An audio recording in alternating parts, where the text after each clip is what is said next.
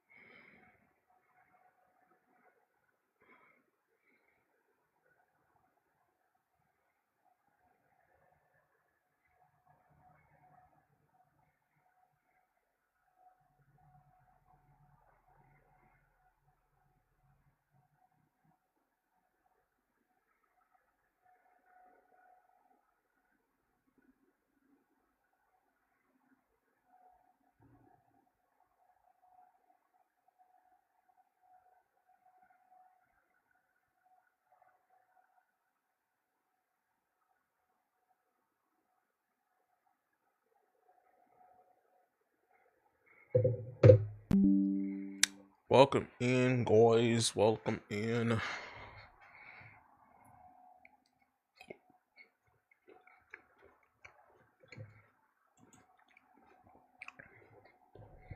Welcome in, welcome in, welcome in.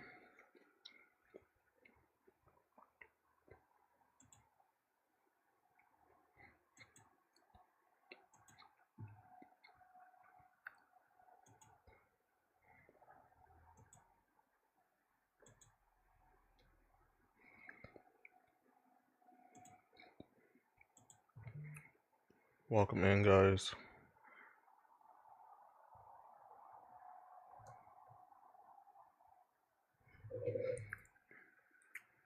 Thank y'all for the likes. Yo, what's good, brother?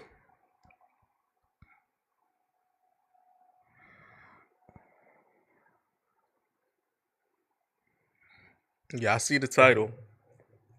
Y'all seen what I've been posting about. You know what I'm saying? So we're gonna have that conversation today, and we're gonna keep the energy where it's at. Yeah, I can. Mm-hmm. I'm just waiting for people to come. I'm just waiting for people to come in so we can do the boxes. We can. I have the multi-guesting set up already. I just need to. I could invite people that's in the live. I'm just waiting for Hormiga to pop up so I can invite him.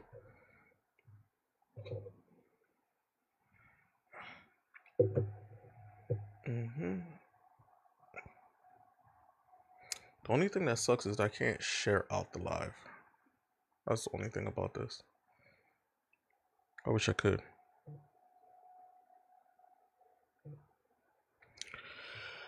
Welcome in, everybody. Topic of today is procrastination, the thing that we all love to do as humans. But let's tap the screen and share it live. Let's get some people in here. This is our counselor, Fluffy D. Welcome in. Welcome in, welcome in. Make sure you guys go check out the content. Posted a couple of videos today. Trying to be more intentional about my videos and my content. Bestie, I see you in the building. Welcome in.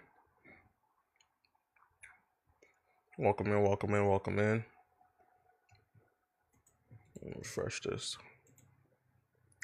Yeah, the more people that let's share out the live. Let's tap the screen. Share it out to everybody. Everybody needs this conversation because we're gonna put a twist on the conversation of procrastination. The question is procrastination considered self-betrayal? Is procrastination considered self-betrayal? And if you say no, then I want to know why. Why do you believe self-procrastination isn't? Why do you believe procrastination isn't self-betrayal? Welcome in, welcome in, welcome in, welcome in. We got 5 people in here so far. I see you guys popping in here. Please share out the live. Let's get some folks in here. I'm sharing it for my backup right now. We're gonna get some folks in here. We're gonna have a real conversation today. We're gonna change the trajectory and the energy in here. We're gonna bring some real topics in here moving forward. Cause we've been slacking. Good morning, Lala. I see you. Hormiga. All right, brother. Hold on. I got you. Give me a second. Good morning, PBR. I got you.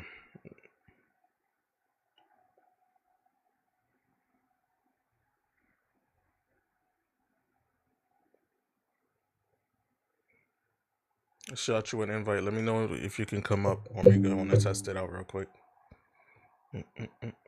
Should have tested this earlier, but we here. We here.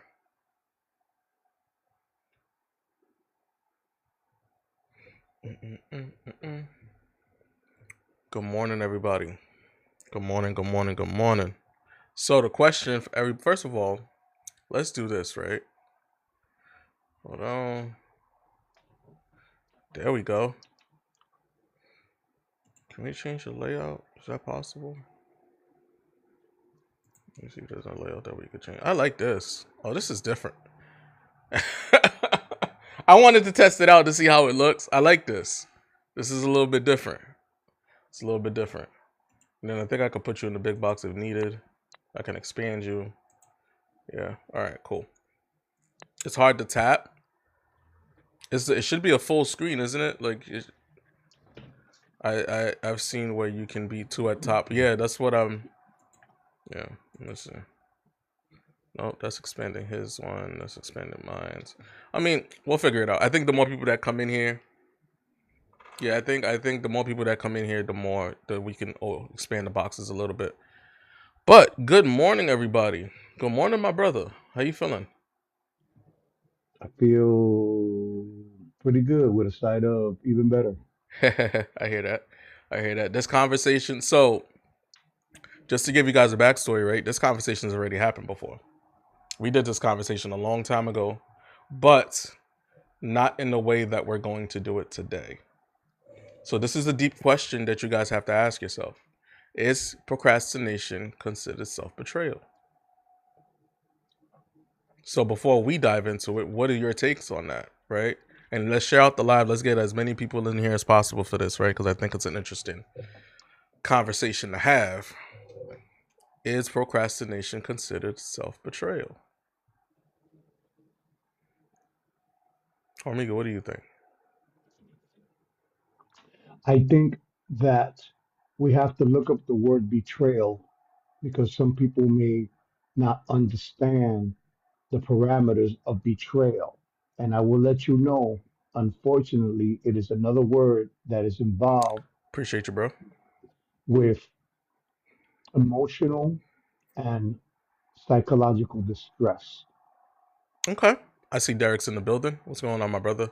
I see Purpose is in here. I appreciate you. I appreciate the gifts. I like to do definitions because if we don't Good do morning. definitions, then people continue to take their own knowledge or their own expression, and we're not on the same page. We always got to get on the same page so that we have the same conversation, not just me and you, everyone.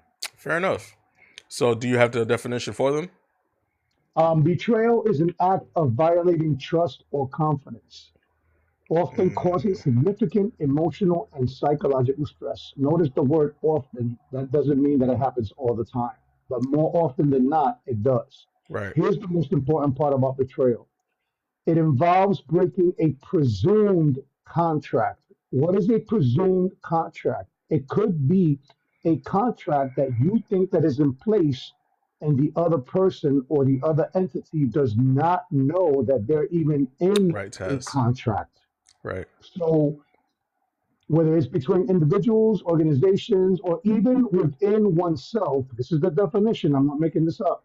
Even within oneself, betrayal can manifest in various forms, including infidelity, dishonesty, failing to support someone when they need it. Now, remember, that includes yourself. Failing to support someone, which means not showing up for yourself when it's absolutely necessary.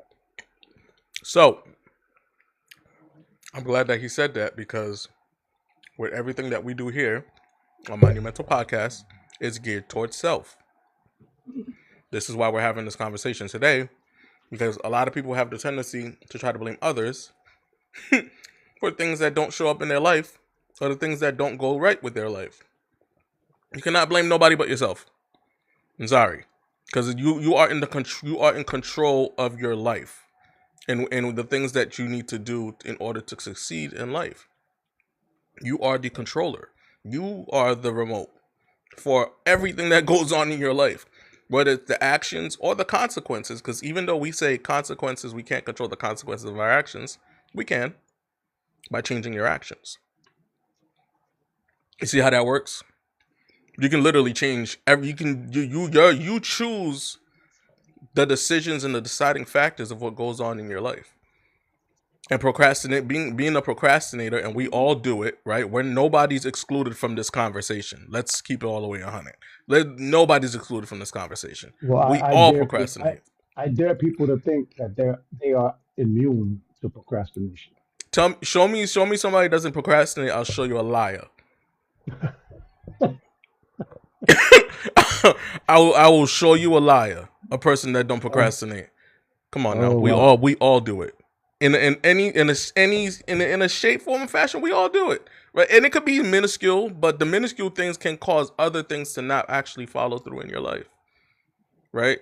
And we're not even talking about the fluffiness of it all, right? We're talking about the raw truth of what procrastination is and how many times that we procrastinate things, or when we procrastinate, we remove the success of something that we could have actually followed through with, or opportunities that you had, but because you didn't take that one little step, you lost that opportunity.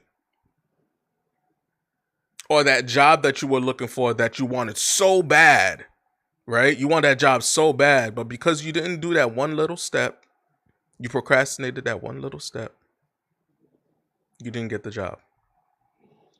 Let's hold that thought right there for a second. A Go good for it. example. Have fun. Didn't get the job, right? You wanted it so badly.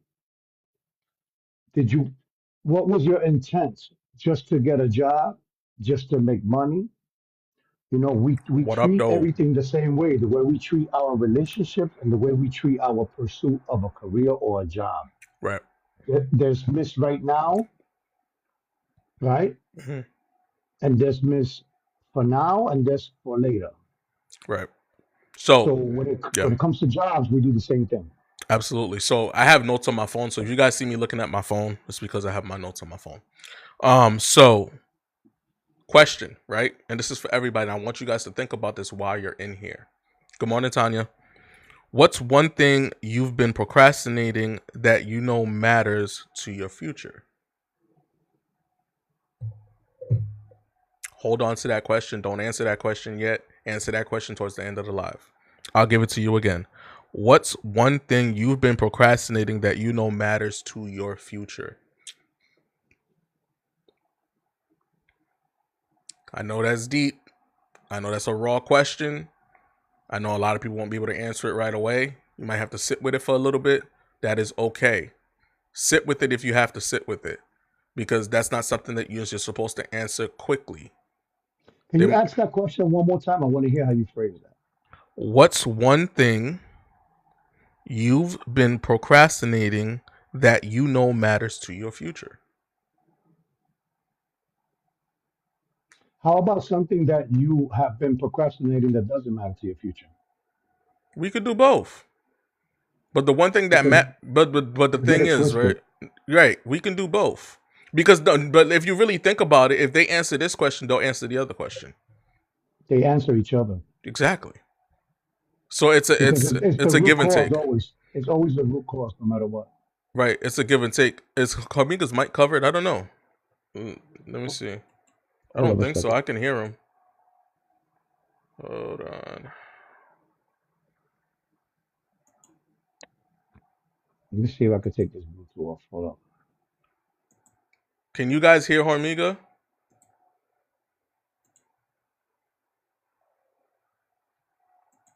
He sounds muffled to you. Do I sound better now? Yeah, you sound louder now. Well, this these T-Mobile headphones ain't the greatest. You know what I'm saying? He sounds better now. Okay, so it might have been the headphones. The All Timu possible. All headphones is possible. wild. I didn't know people so shop on Temu. But we gonna get back to let's get back to the live. Let's get back to the live. People be having Temu parties, bro. All right. So why do we really procrastinate? What's the reason? Right?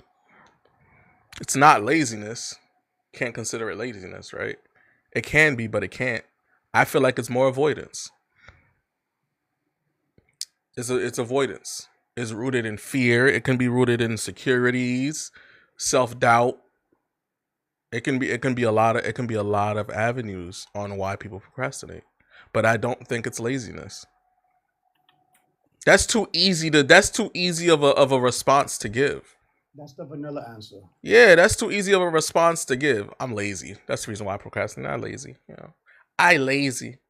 That's too easy of a response to give. Let's go deeper. What do you feel that what in your idea, in your thought, right, for yourself, because we're here talking about self, right? What causes your procrastination? Like let's be honest with ourselves while we are here. So moving forward, you can actually go and do your research on self. So that way you can understand why your procrastination causes you to not succeed in things that you want to succeed in life. What is your reason for procrastination? Mine's is, honestly, I'll be completely honest with you. Perfectionism. I feel like I need to be perfect at certain things. Like I feel like I need to perfect pretty much everything that I do, right? And we know the perfectionist creates the stress of life on their own. Even though life already comes with stress, but being a perfectionist or trying to be a perfectionist, that's a whole different pressure.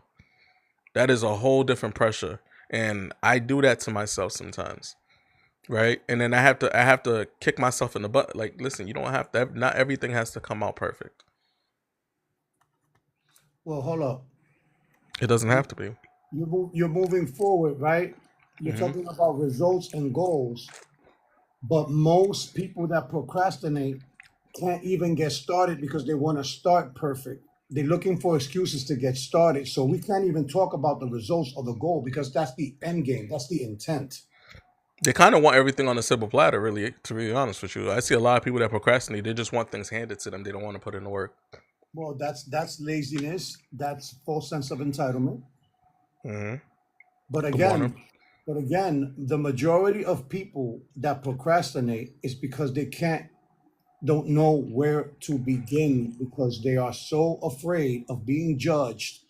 They are so afraid of betraying themselves that they rather not start and risk betraying themselves because they know deep down inside that they're full of shit and their words do not match their actions. Are you calling people out right now? Is that what's happening? You better believe that shit. Somebody said motivation. Agreed. Motivation could definitely be a thing too. It can That's definitely. tricky. Who said that? That's tricky because look, Ken. motivation is tricky because if you are motivated emotionally, it is not reliable. So to be motivated and having an emotion attached to your motivation, you are already looking for problems. The emotional motivation is temporary. It's not reliable. It's not at all. At all. Chrissy, I messed up my name. Oh, okay. And I'm not saying the word motivation is wrong. We just need to identify the conducive motivation, the motivation that actually works. I think one of the things that cause also people to not push forward is they're afraid to be judged. That's one. Right? You're afraid to be judged. You're afraid to be critiqued. Like critiquing is healthy. Being critiqued is healthy. You need to know where you're fucking up at. like you can't just expect to not know where you're messing up at. You need to know where your mistakes are, so that way you can fix the mistakes, or where you missed that lesson, so that way you can gain the experience from that lesson. You need that You need that. There's no way that you're gonna walk around life and think that you're not gonna get judged. That's crazy. We all get judged. We ourselves judge people. That's a part of life. It's a part of life. There's no way that you're walking around thinking that you're not going to get judged. Now That's here's crazy behavior. here's a wake up moment. Get ready because we're gonna get into this early. Okay, have fun. Here is something that people need to understand. If you cannot take constructive criticism from other people, chances are that you are afraid to judge yourself and criticize yourself for the betterment of your development. You want to say that again? If you have a problem with receiving, understanding, or sitting in constructive criticism, chances are it's because you are faulty with your self acknowledgement and your self criticism. You're the type of person that you're ready to express how well you did something, but you're not ready to express where you dropped the ball or your flaws. So I'm gonna give you guys a piece of something, right? That's within my book, and this is for my scrollers. Hi guys, how you doing? Um, so for the scrollers, real life scenario. Y'all ready for this? It's 2:17 a.m. Your phone screen is burning your face. No notifications, just you and your thoughts. And then it hits. You're bullshitting again. You know you know exactly what you need to do. Set boundaries. Leave the situation. Start that thing. Stop reaching out for people who drain you. But what do? You scroll, you overthink, and you wait for a sign. You schedule your healing like it's a dentist appointment. Every delay, just another excuse dressed up as timing. Do you know why people hang out with people that are not accountable? I mean, it's easier to do that. Because then you don't have to be You don't have accountable. nothing to worry about. You have nothing to work on. You fit right in. That's it. And we don't have to go take it deeper than that. If you hang out with unaccountable people, it's because you are comfortable not being accountable. Jesus. It's easier to not be accountable.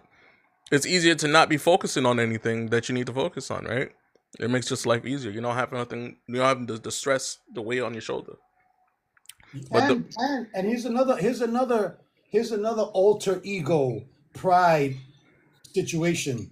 Sometimes people hang out with people that are not accountable because they want to be automatically better than them. or live vicariously through their life, especially the ones that are successful. But you need somebody to criticize because you're not going to criticize yourself. So to avoid criticizing yourself, you look for groups that you can criticize easily by allowing them to be themselves and not holding them accountable. You know what's even crazier? A lot of people that do that don't know how to look in the mirror. A lot of people that aren't able to criticize themselves, that are able to judge themselves, they rarely look in the mirror. Those are the same people that one day they wake up with a reality check and they see the bags under their head for the first time, but they've had them for years. That is huge, J2. Maybe you don't want to do it. Maybe you just trying to do something that has no purpose. Listen, you know how many people do that though? Like they try to pursue something that has no purpose towards them, or that's not even a part of their purpose, right? We all have a, and let's I know I don't really do the biblical thing, right? I am man of God, definitely, but I don't quote scriptures. But I'm a firm believer that God has created a blueprint for all of us to follow through, right? Whether you do it or not, that's on you. Whether you do it or not, that's on you. There is a purpose for us all on this earth. You just have to figure out the blueprint. You have to go through those steps. You have to go through those layers. You have to go through trials and tribulations to figure out the end goal of your blueprint or the beginning stages of your blueprint. You know what I'm saying? Like there's steps to everything that we do, big or small. We talked about that before. You have to know the steps. But how can you know the steps, or how can you follow through with the steps when you're too lazy, or when you let fear determine what you're trying to pursue? Why Well, why why when did fear become such a bad thing? I like fear. Fear makes me aware. It makes me aware of things. You know what I'm saying? I like knowing that I can use fear as a motivator versus as a doubt. I don't want to use it as a doubt. I want to use it to motivate me to push through. So let's go back to Boom. motivation. I like that, J2. I Let's like go. that. Let's go back to being motivated through emotions. Go for it. The problem with being motivated through emotions is that nobody holds on to the same emotion for a long time, whether it's good or bad, sad, happy, whether it's anger, fear, jealousy, all these feelings, right? All these emotions. Good The morning, problem, Super. the problem is that you end up fixating on one particular emotion that feels good and combined with the motivation, and you start causing that. Hey, Kiana. I see You, you. you start subconsciously doing things to put you in that state of emotion because you need to be motivated. Let me give you an example what that means. Go for it. When I had anger issues, right? I took the anger and I started using it into a physical. That's when I first started going to the gym. I used that anger to work out, to do that extra lap, to do that extra mile, to do those extra things. And then when the anger wasn't there anymore, my motivation went out the door. I remember you. We had a conversation about that. So I had to readjust, and this is going to be wild for some people. Not only did I have to readjust my mindset, I had to readjust the music that I was listening to, because the music that I first was listening to was that DMX, rob a bank, kick your ass, I'm not having it type of music. Once you elevate, you have to change everything that is connected to that thing that doesn't work anymore. Because once you let go of that emotion, your frequency and your energy and your vibration changes whether you like it or not. Yeah. Yeah. Well, if you go into the psychological aspect of betrayal, I love this topic. The version of you that made the plan believed in your potential. You made the plan believed in your potential. You gaslighting yourself. Literally. Imagine gaslighting yourself. You already don't like being a lot of people don't even like being gaslit as it is. Imagine gaslighting yourself. But that's why they can't handle gaslighting, is because they're too busy gaslighting themselves. So they don't have no more energy to deal with other people gaslight them, because your gaslighting meter is already used up by yourself. You don't need nobody to gaslight you. And I'm gonna tell you what that sounds like. I gotta do this, I gotta do that. I gotta call Eric. I gotta call Pierre. I gotta call Sweet Tea. I gotta call Lala. I gotta call this. I gotta call that, and you never do it. And then you act, and then you find yourself saying, "Damn, I keep saying this shit, and I'm not doing." You just Right, introduce, J2? you just introduce your homegirl and your homeboy anxiety. Whew. So let's talk about the consequences, right? Of why I know we've kind of went all over the place with this, but it all makes sense. I promise you. The consequences of procrastination. Whew. I got a few bullet points, right? I didn't go really deep with this one. Lost opportunities, eroded self-trust, delayed healing / growth, right? It could be both. Or emotional clutter. Now, let's pause there. Here we go. We gonna stop there, because what people don't realize is when emotional clutter happens, multiple things happen at once, right? Guilt, stress, and being overwhelmed. That's the top 3 that happen for people. Okay? If I'm lying, I'm flying. We all do it. It's happened to all of us. Some of us are there now. You know what I'm saying? Whether you want to admit it or not, you're there now. You've probably already dealt with it. Some of us, even us coaches, right? We're gonna keep it all the way 100. Have our shit that we're dealing with in regards to the procrastination. We're human too. That title don't mean nothing when we're being human. I'm gonna keep it real with you. I want people to understand that procrastination does not mean delay. A delay is a momentary pause because that you notice that there is something missing, before you can begin or before you can continue. Procrastination is when you do this multiple times. Procrastination is, you know what? If you guys want to know if you procrastinate or not, every time a thought comes to your mind of something that you should be doing or something that you haven't done, write it down and you see if you don't fill up that whole fucking paper by the end of the day. Or I got one better. When somebody say that they're gonna go to the gym, but they never actually go. So that's Hi, how you doing? That's me. It's been a while, but but here's the you funny see how I just put myself on forefront like that because yeah, I'm willing to do that, right? Because I live within my transparency, not just my truth, but my transparency. I've been telling myself I want to go to the gym for weeks now, and I haven't done it yet. So I'm right there with you guys. You're not by yourself. You know what I'm saying? You guys know I'm very transparent. I'm very truthful with everything that comes my way. I've always done it on this platform. I've continued to do it because that's just what it is. I told myself I've been wanting to go to the gym. I told Hormiga this. I've told Derek this over the phone. I've told Babe this plenty of times, and it hasn't happened yet. For whatever reason, I'm not doing it. Hasn't happened, and I got to figure it. And I have to sit there and figure out why. now watch this. Let's do a quick little coaching session. Let's hypothetically say that I was coaching what he just said right now, right? He said, I gotta get to the gym.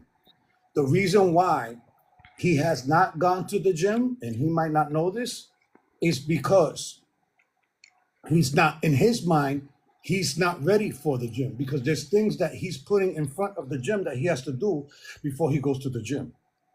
What does that look like? For instance, the gym might be something that you graduate to. Right. You don't use the gym as your first stepping stone because it requires you to bring your stuff, get ready, bring a bag, bring your water, bring your protein drinks, and there's always going to be an excuse not to go. By the time you get everything ready, you're already tired. So what I suggest to the people that are having this gym problem is start with walking. Start with going up and down the stairs. Start with sit-ups. Start with push-ups, and then you yourself will find that what you're doing at home or without the gym is not enough. Graduate to the gym. Don't start with the gym. So the reason why I brought that up, right, is because what that is called is eroded self-trust. Absolutely. There's a reason for my madness, guys. I promise you. So eroded self-trust is when you stop believing in your ability to, right? And I'm gonna break that down for you a little bit. You just don't have the ability to follow through with anything. You don't show up for yourself, right? And you keep making promises to yourself that you won't keep.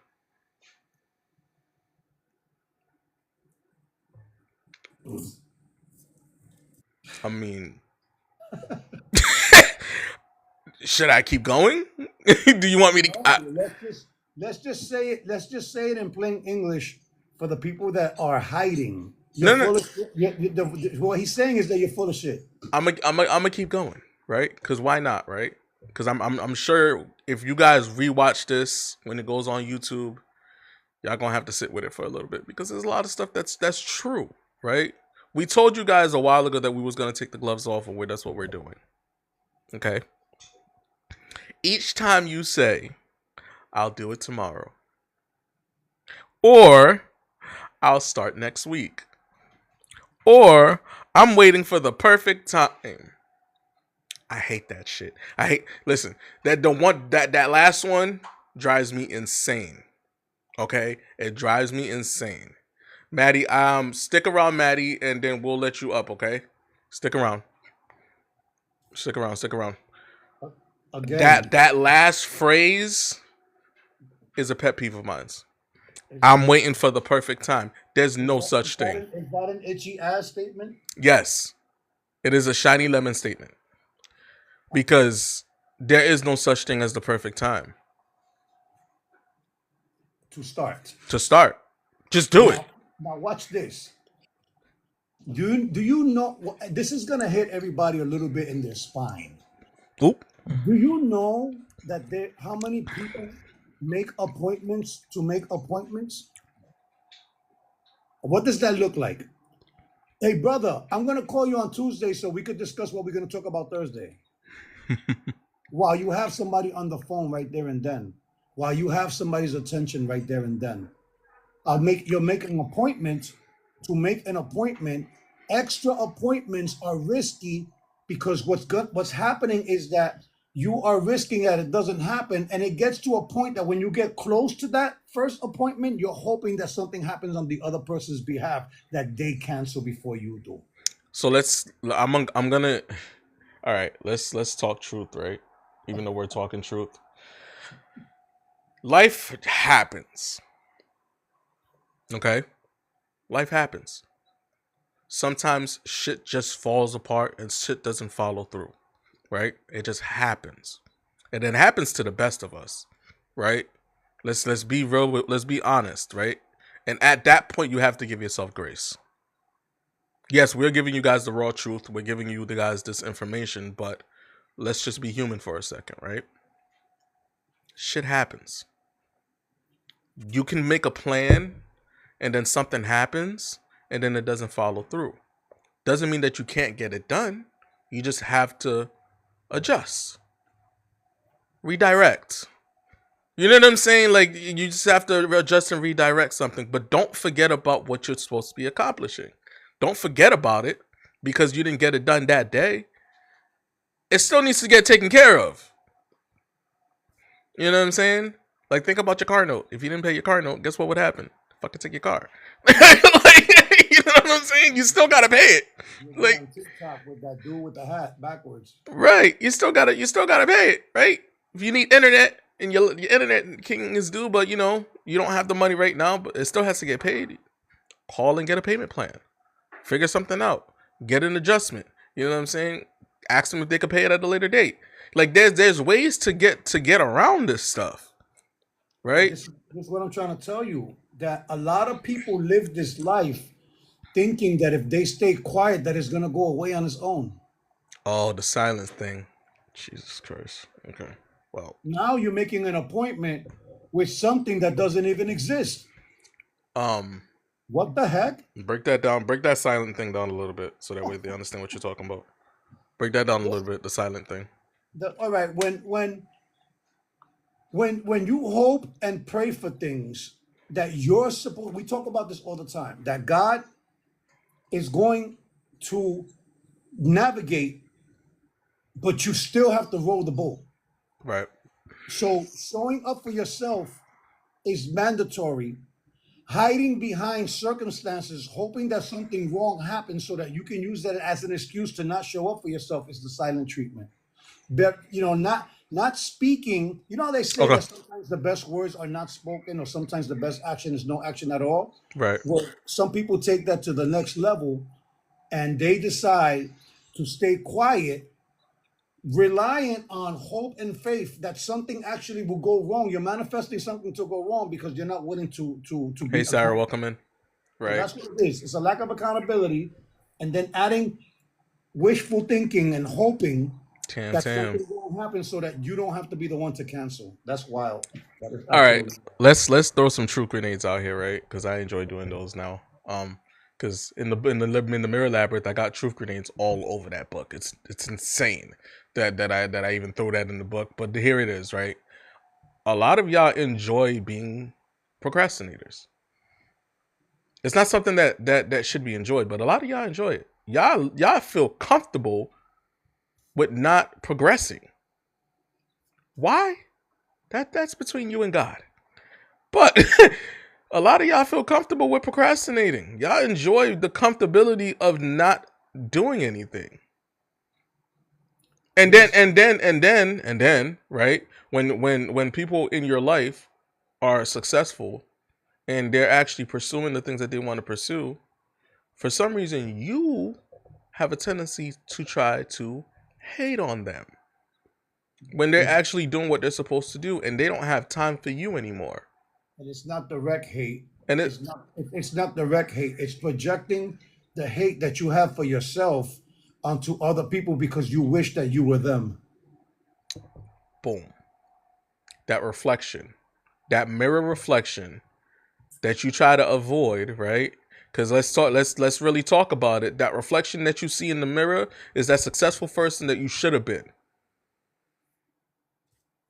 Is that person that actually followed through what they said that they wanted to do. Hello? That's horrible. Am I talking to myself here? Like, you know what I'm saying? Think about that. The reason why a lot of people can't have that mirror conversation is because that mirror conversation is gonna hurt. It's gonna tell you everything that you need to hear that you choose to ignore. And it could be the simplest thing. But guess what? Simple still hurts. Paper cuts hurt.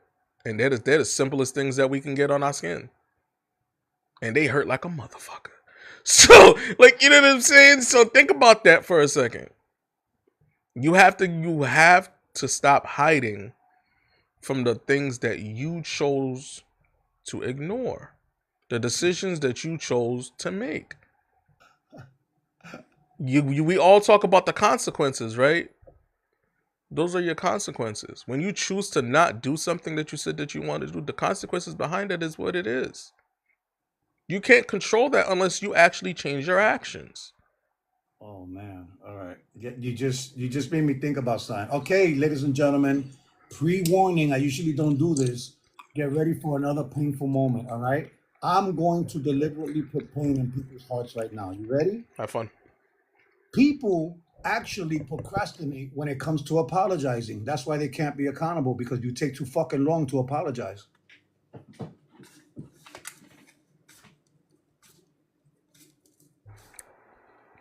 Oh, that's what we're doing? Oh yeah, we doing that.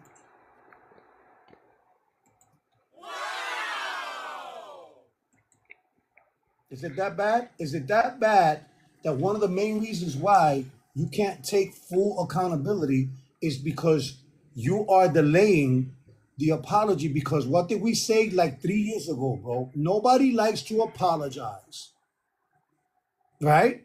An apology is one of the most important factors in growth, relationships, and accountability. We keep telling you that you have to learn how to forgive in order to move forward. But yet, You got a call. right? If we already gave you the formula, and not just us, everybody says it. In order for you to move forward, you have to be able to have a sincere apology. That is one of the most important parts of accountability. But yet, you delay the apology because it feels awful to be wrong. It feels awful to apologize, but yet we keep putting ourselves in the situations to apologize. And when it's time to show up, because when you apologize to somebody when you apologize to somebody else, you're not just showing up for them. By apologizing to somebody, you are also showing up for yourself, because an apology is absolutely necessary in order for you to move up in levels. Can I tell you guys something else? Being a victim is also procrastinating. The ultimate procrastinator is the one who sits in their victimization. Y'all ready for that? You better do it. Being a victim and staying a victim and living in your victimization is procrastinating. And hold up, and let me throw something in there for the people that sound like this. If you ever heard anyone or yourself sound like this, we're talking to you. Oh, I mean, the reason why I didn't do it was, I mean, I know I didn't do it, but. Hold on. So we're letting people up at 11 o'clock, guys. So if you're not one of the coaches at 11 o'clock, we're letting you guys up. I know I said that, but that wasn't my intent. Okay, your intention is duly noted, but are we going to talk about your intent, or we're going to talk about the results? And using the word "but" too many times, not good. I think if you use "but" too many times, you're an ass. Okay, Pun intended. let's do that. So let's be clear, right? I'm gonna give you guys something, and I love that I wrote this book, because when I'm telling you, if you grab the Mirror Labyrinth Okay, available on Amazon, guys, and I have physical copies as well if you want a autographed copy. Um, you have to be ready for the truth, right? Everything pertaining to this is nothing but truth. And it's not my truth. It's the truth that you decide to ignore. My brother in the building, what's going on, Dame? It's the truth that you decide to ignore. And a lot of it is in here. So if you are ready for the truth, go grab yourself a copy and make sure you leave a review too. And here's another thing too. Stop using the excuse that you need to get ready for the truth, because guess what? Nobody is ready for the truth, No. especially for the truth that you don't know. I mean, the truth is going to hit you no matter if you like it or not. So let's be clear. You are not always the villain, but you're not always the victim either. And being a victim, it runs its course. Like, It's a full-time profession for some people. It runs its course. And here's the truth. You ready for it? This is the real truth. Sometimes you were the toxic one to yourself. Sometimes you ghosted that good person that got sent your way to help you heal and help you be better. You know, that person that holds you accountable? Hi. Yeah. You created distance where honesty was needed.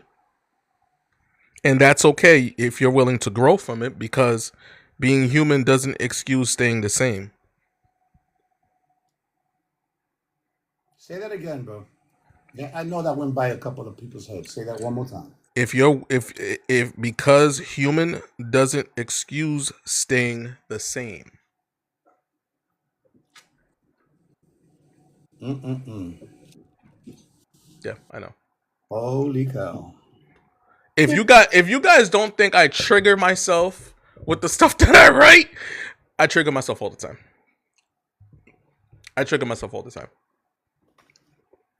I can't help it. Because the truth hurts. And the truth is, we procrastinate. All of us procrastinate. All of us. More than we know.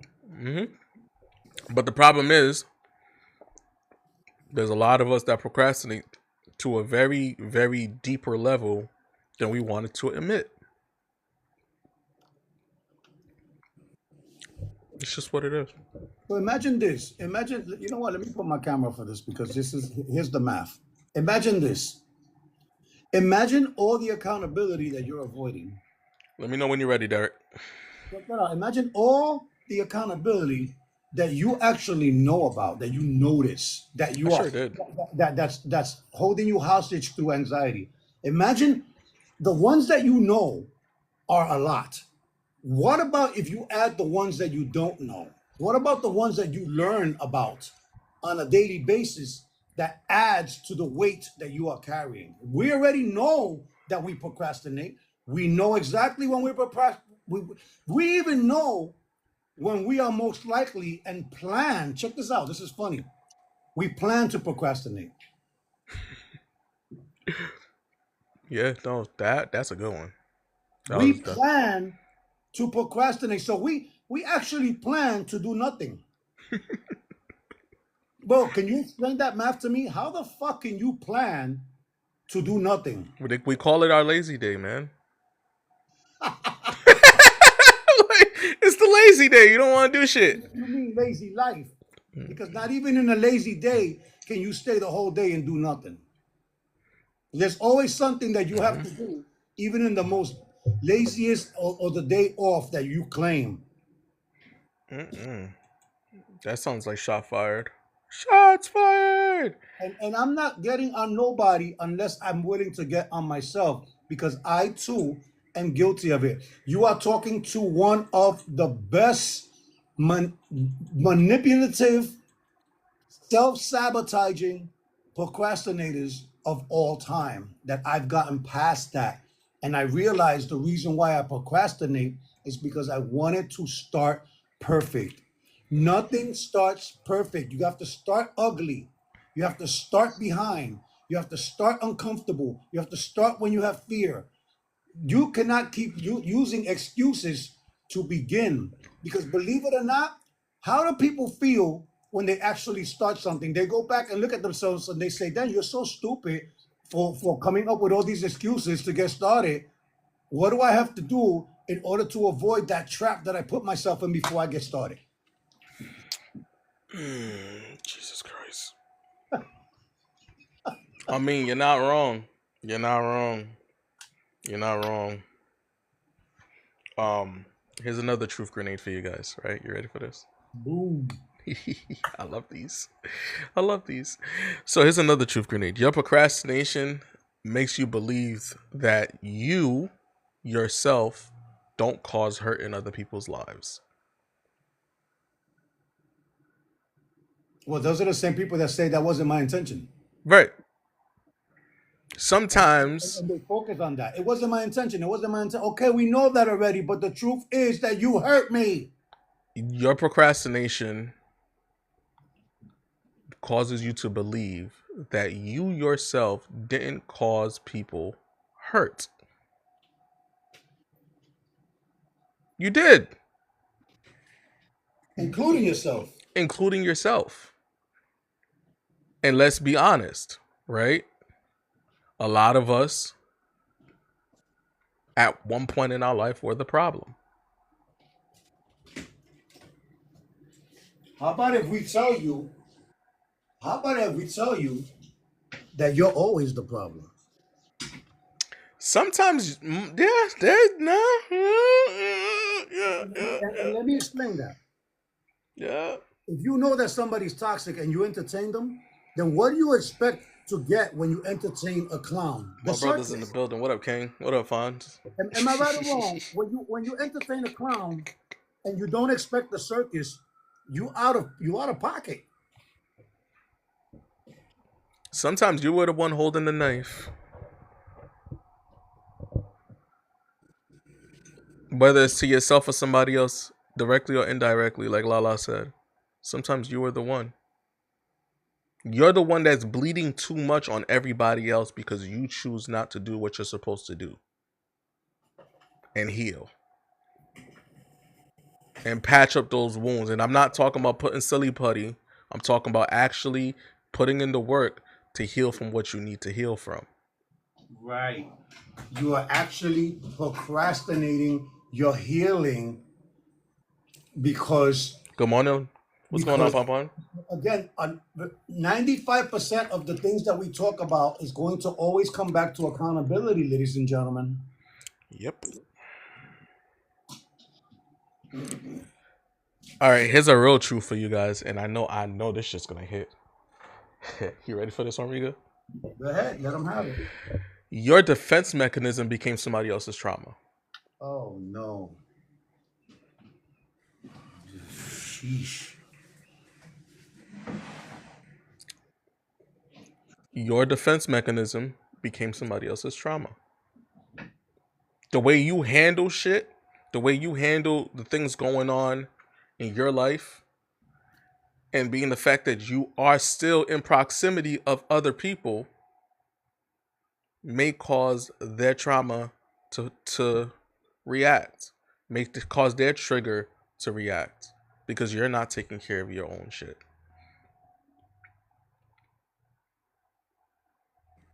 Holy smokes. Yeah, hard truth. I mean, it is what it is, right? But that's what I'm trying to tell you, that there are a lot of people that plan to procrastinate and already have the players involved to make them look good like it wasn't their fault. Oh yeah, it's calculated. It was your plan from the beginning. From the beginning, you knew that you wasn't going to do it because you don't already trust yourself. You see, this is something that people need to understand. Let me put the camera on for this one because this is serious. The impact of betrayal includes emotional distress, psychological trauma, relationship problems, and most importantly, betrayal creates self doubt because you know that you can't even trust yourself to get it done. So you'll make believe to make yourself feel good, but then you will look for the players involved to keep you unaccountable. That is wild. Lala asked, at the same time, shouldn't their trauma be their responsibility? Yes, absolutely. But What if they don't even know that they have that trauma? That's what I'm talking about. Right? Like you said, indirectly, right? You answered your own question. Indirectly. That's exactly what I'm talking about. You know what I'm saying? They might not even know that they have that trauma. And because of how you handle your shit around them, it triggered them. The trauma resurfaced without them realizing that they even had it to begin with. So yes, is their trauma their responsibility? Absolutely. Now that they're aware of it, is their responsibility. But it would have never surfaced if that person or you didn't handle what you're supposed to handle. If you handle what you're supposed to handle, it would never happened. It would have never happened. You see the chain of effects here? Do you see the chain of effects? Think about that for a second. If your defense mechanism causes somebody else's trauma to surface, you were the cause of that. You can't even try to shift blame on that situation because that's what it was. If they had that trauma and they didn't know that they had that, the effects of you not handling what you're supposed to handle make that trauma surface. And now they're aware of it, now they have to handle it. But before that wasn't the case. Oh man, here comes another biting moment. What does that look like? For all those that betrayed other people, and you try to determine how fast they should heal from your bullshit. Ooh. I feel like the wow's gonna Trying be to needed. hurry somebody up to heal from the damage that you cause. Now take that same lineage. Look what I just said. You cannot rush somebody to heal when you're the one who caused the damage. So let's take that and turn it to yourself. You're trying to rush. Fonz, I got you at 11, bro. You're I trying got to you. rush healing and getting yourself out of a Stick situation around, that bro. you caused without being accountable first. How does that work?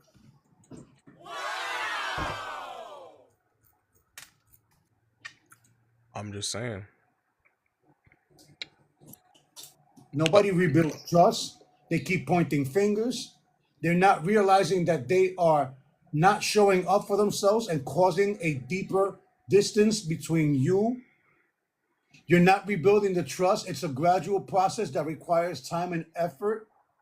You got to practice self-care. You got to seek support. You got to acknowledge the pain. Let's talk about this, right? I'm gonna give you Okay. guys 3 things and tell me that I'm lying. You ghosted the person that was sent to help you and assist you with healing. Right? Why? Why? I don't know. That's between them and them trying to figure out why, because they don't want to heal. They don't want to Well, work on they want to procrastinate. isn't that the same story that when you ask God for help, if it doesn't come in the way and shape Okay. and form that you want it, you don't accept it? Right. So that's us denying help because the help that's coming, it doesn't look like the help that we projected. Do you want me to keep How going? can, that's what I'm saying. We want help, but we want to determine how the help comes. That's the same thing as trying to pick the consequences of your stupid shit. I got more. You ready for this one? I got more. You guilt trip you guilt trip friends who didn't know how to save you. You guilt trip the friends that didn't know how to save you. You lashed out and called it boundaries. You withdrew and called it peace. Oh man. Need I say more? Well, there's more, but I think that's good right there. It's uncomfortable truth. Derek's in the building. What's going on, my brother? I'm good. I need 30 seconds. You got it. I'm just saying. The Mirror Labyrinth, and I'm gonna keep talking about this book not only because I wrote it, is because the content within it will not lie to you. That's funny how people walk around trying to tell everybody what they need when in reality is that's what they want, right? And then they try to tell you that you're not handling their situation that they caused the right way. It's crazy work. And That I know Derek goes through this multiple times. Absolutely. Absolutely. Almost daily. That is wild. this is definitely his wheelhouse. I mean, yeah, right. Truth grenade. I'm trying to tell you guys, it's here. Like, go grab yourself a copy on Amazon, man. I'm trying to tell you this. When I was writing this, right, a lot of when I'm telling you, I triggered myself to the point of no degree. I triggered myself to the point of no degree, right, to the point where my energy was shifting. My everything was just off.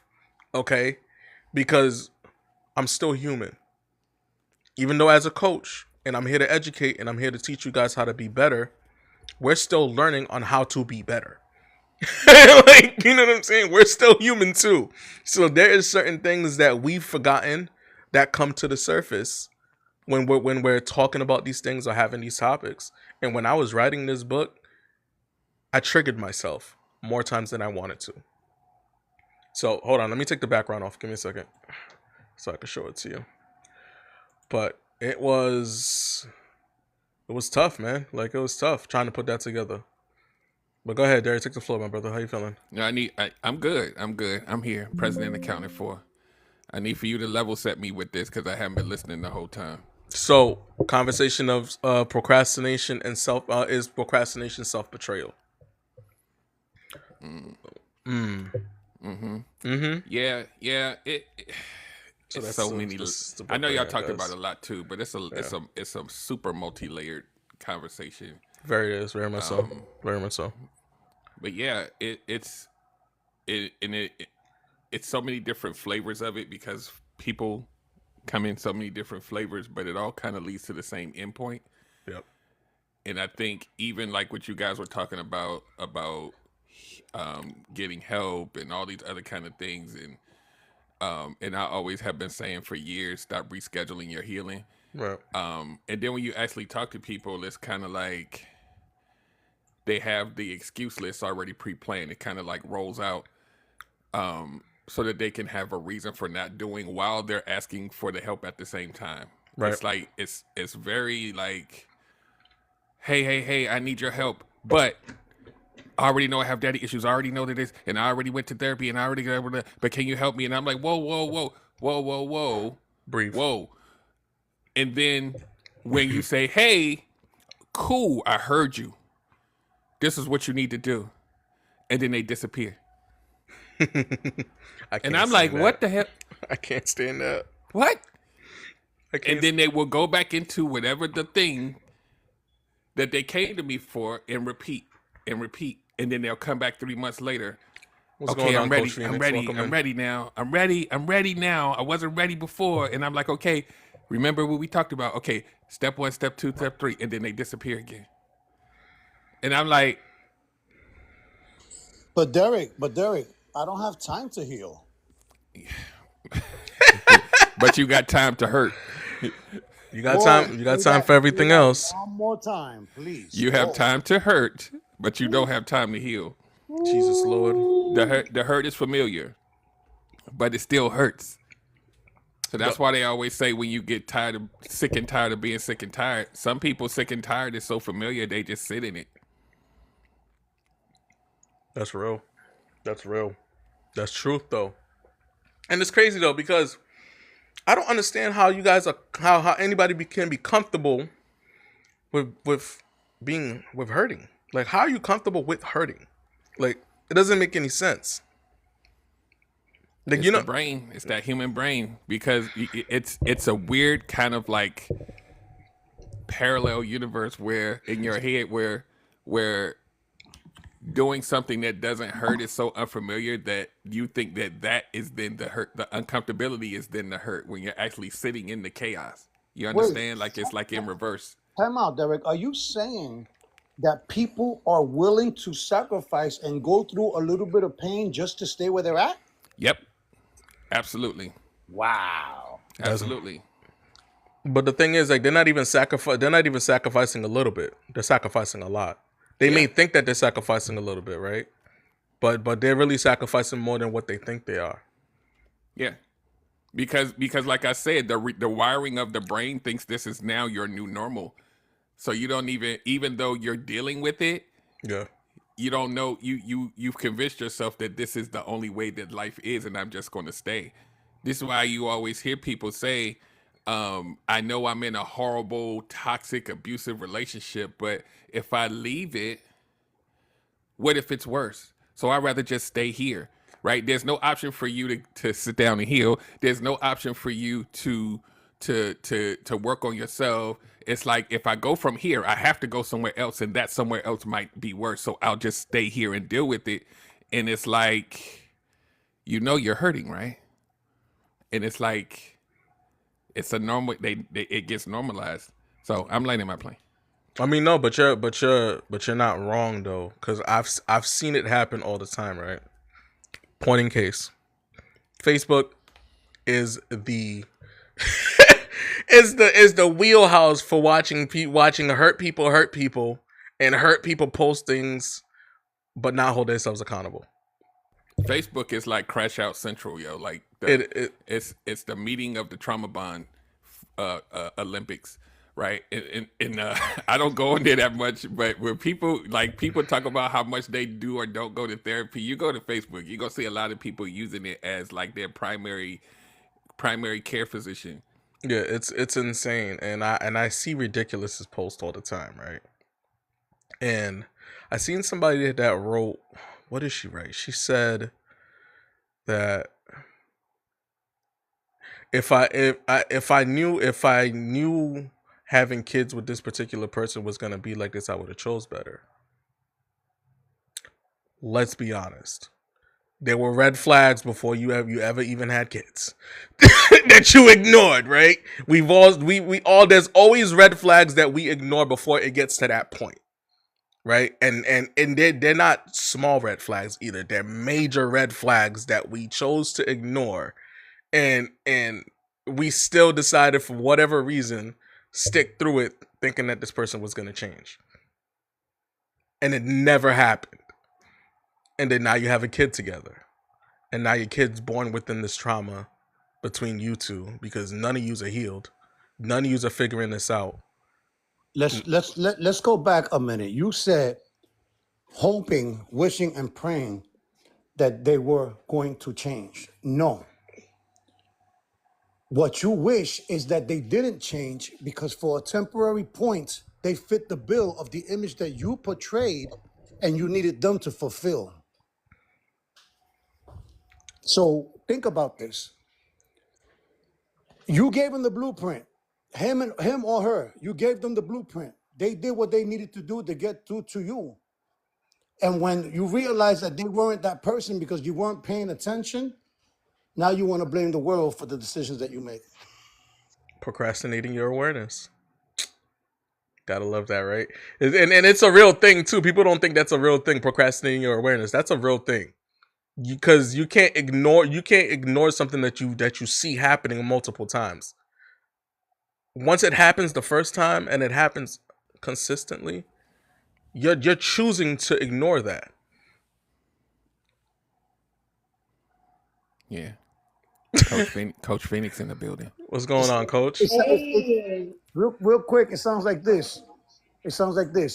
I'm not ready to accept the truth yet.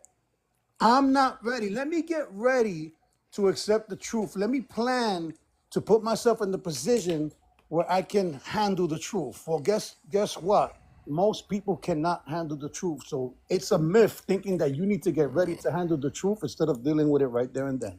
Yeah. Oh, I'm sorry, Coach Phoenix. I need like 10 seconds because he just triggered something in my head.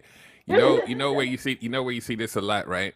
People that know that they need to go see a doctor, right? Just even if it's just for a checkup, right? They'll say, you know what? I know I got a lot of stuff going on, and I really don't want to hear it from them.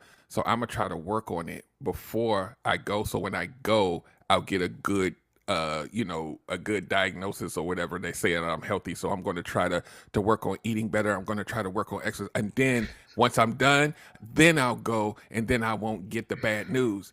But then they never do this stuff in the middle, and they never go to the doctor, and then it's years later, and then they're like, "Oh, you know what, ma'am, you have," and it's like, but I know it happens to a lot of people. It does, and and honestly, that's like somebody trying to cheat a lie detector. They try to find the ways to kind of cheat the lie detector. They put something in their shoe, and you know what I'm saying. They try to control their breathing and do all this stuff to try to manipulate the lie detector, and it doesn't go through, and you still get caught, and you're still a liar. You're welcome, Coach Phoenix in the building. Welcome in. Hey, thank you Hey, so much for having me. First of all, happy Father's Day, happy mental health year for you men. I want to say I extend my love to you, and it feels good to be amongst appreciate it. fellow coaches. So a little about me, just a little bit of my background. I am a certified life coach, but I operate in mental health coaching, but I have a background in clinical mental health counseling degree and in Nice. psychology and developmental psychology. So I come from different angles with this, and I like the conversation that you guys are saying because I like what the gentleman was saying about accepting the truth. I say this because I think it's not about the truth of others. I think it's acceptance of self. Right. People don't understand and know themselves or their truth, and they try to find it in other people, and that's where the expectation comes. And Mm-hmm. so they're looking for themselves and other people. And when that person doesn't perform as if they would like to see themselves, then they want to, blame the person, yet the person showed up as themselves the whole time. Now, people do grow and, evolve, but most people who are pr- creatures of habit in their behavior, Mm-hmm. they're comfortable in that behavior. And so it benefits them because it gets them either attention or satisfies a need that's unhealthy.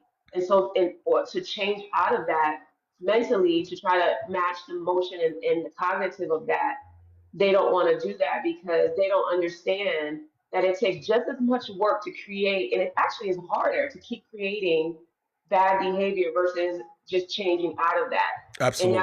that's a reflection of, how, it starts again, we could go back, it starts at home, how they've seen that happen, how they've been conditioned, and how they've gone through their worldview.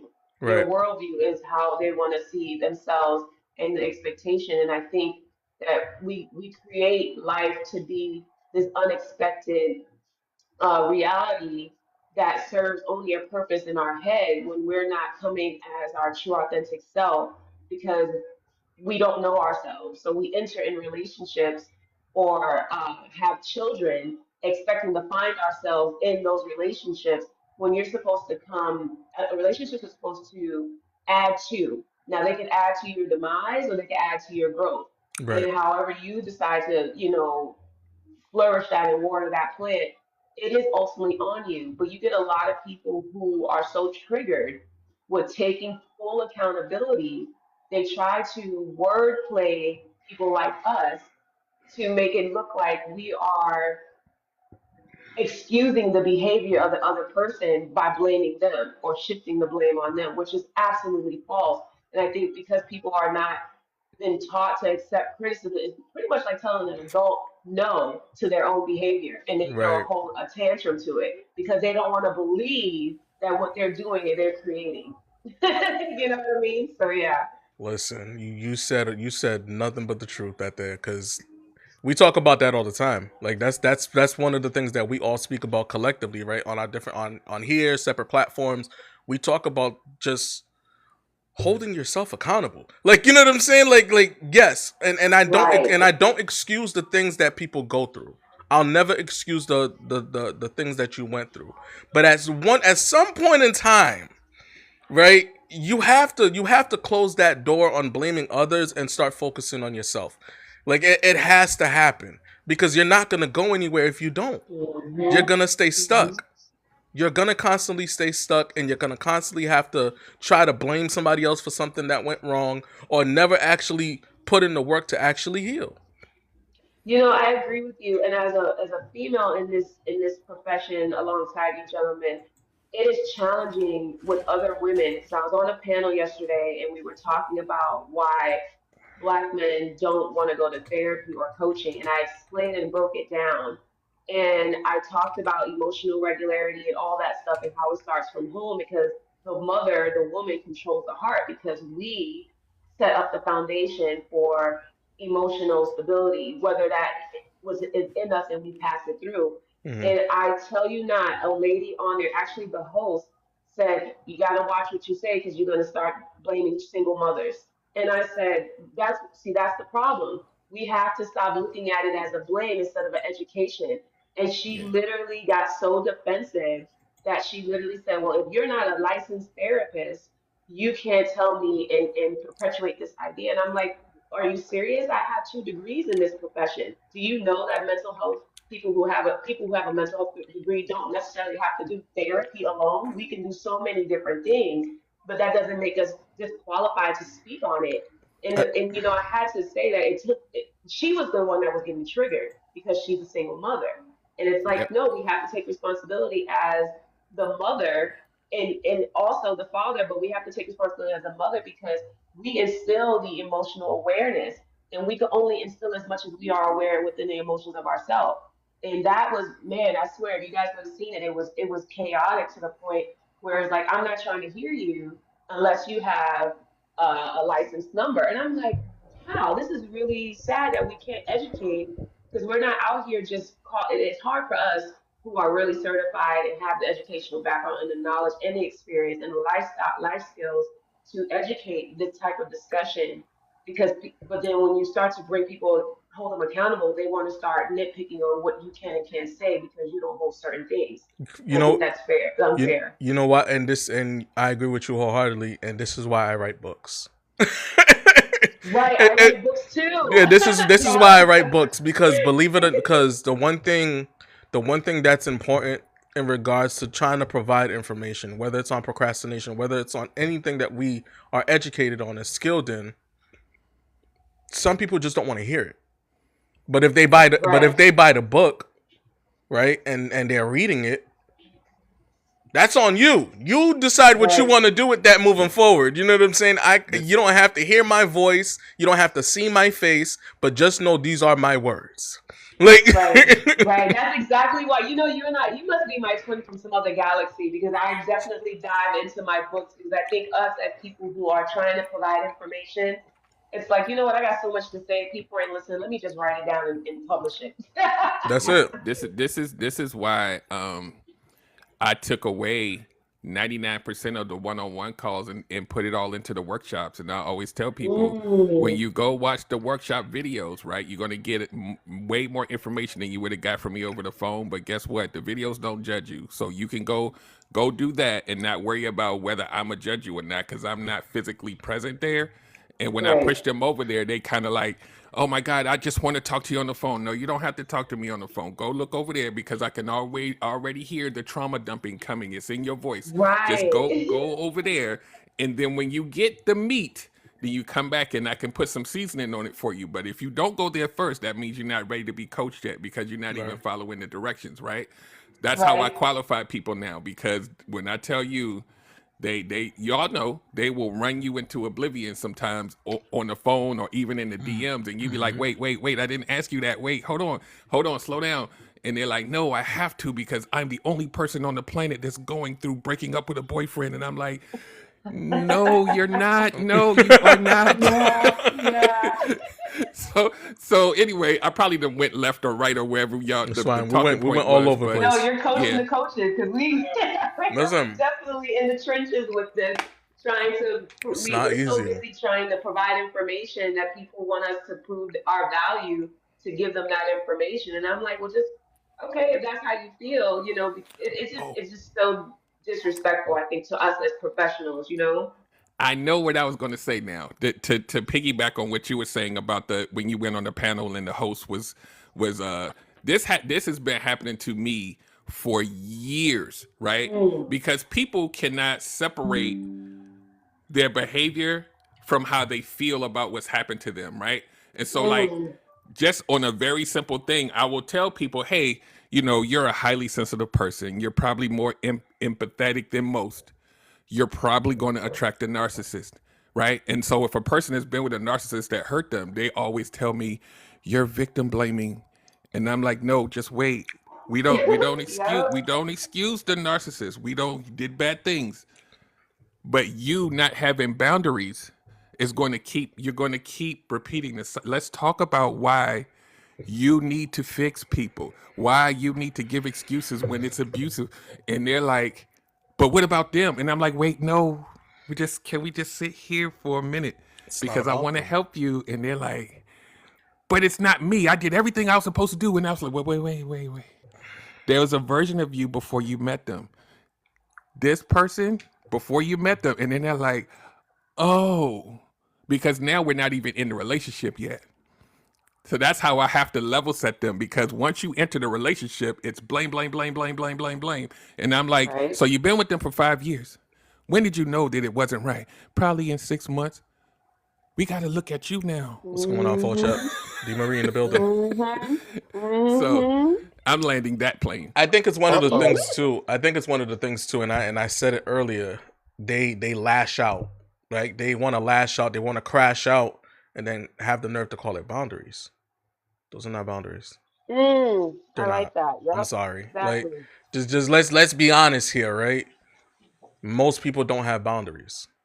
Mhm. Okay, they Mhm. don't. They make it seem like it's like it's boundaries, but it's not. It's really a wall that can really be broken through by anybody.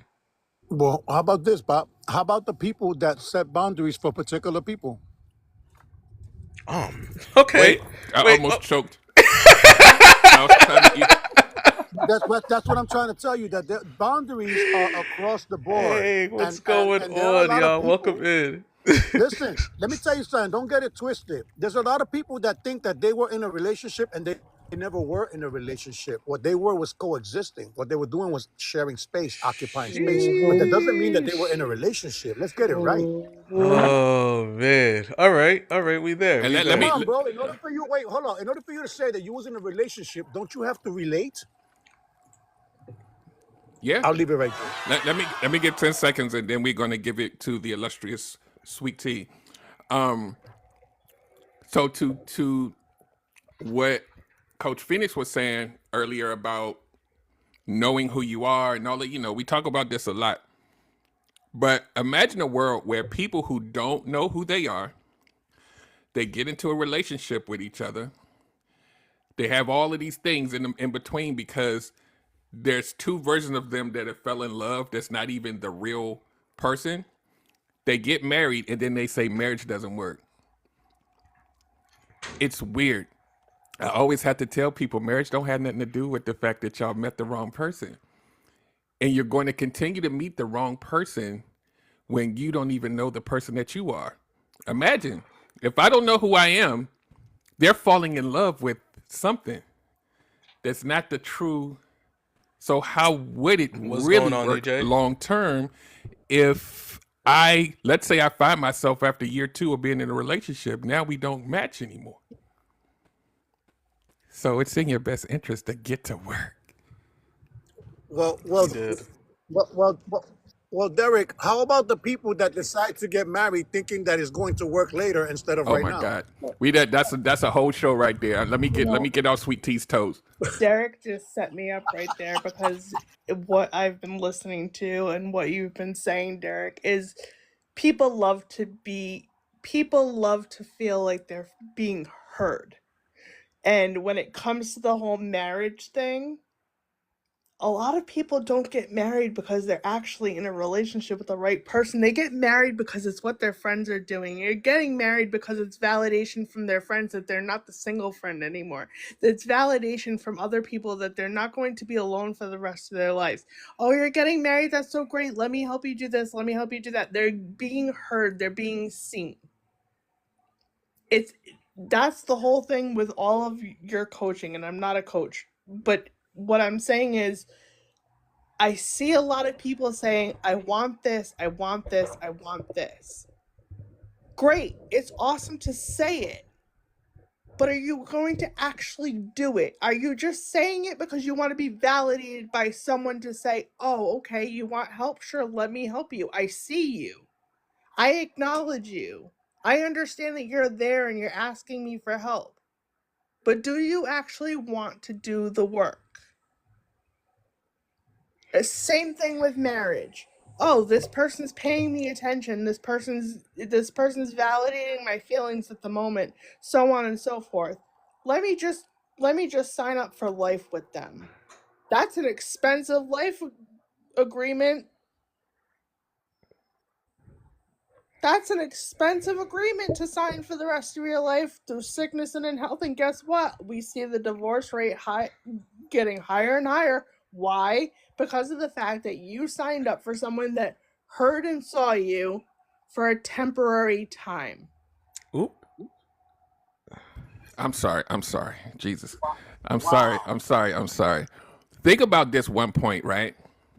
When you do what she said, what I said, what everybody said, right? And then you get together with said person, you, most of the time there's going to be issues that you go through that you either don't have the tools to resolve or they were never able to be resolved from the beginning. Your crash out in your relationship slash divorce or whatever, right? Now you have a larger audience in your environment, your community that looks at it and says, that's the template for what marriage looks like, and I don't want it. Bingo. Boom. Wow. And then Mm, and then when you show that when you bingo. show them, hey, I'm gonna keep it real with you, and this is why it might not be working for you.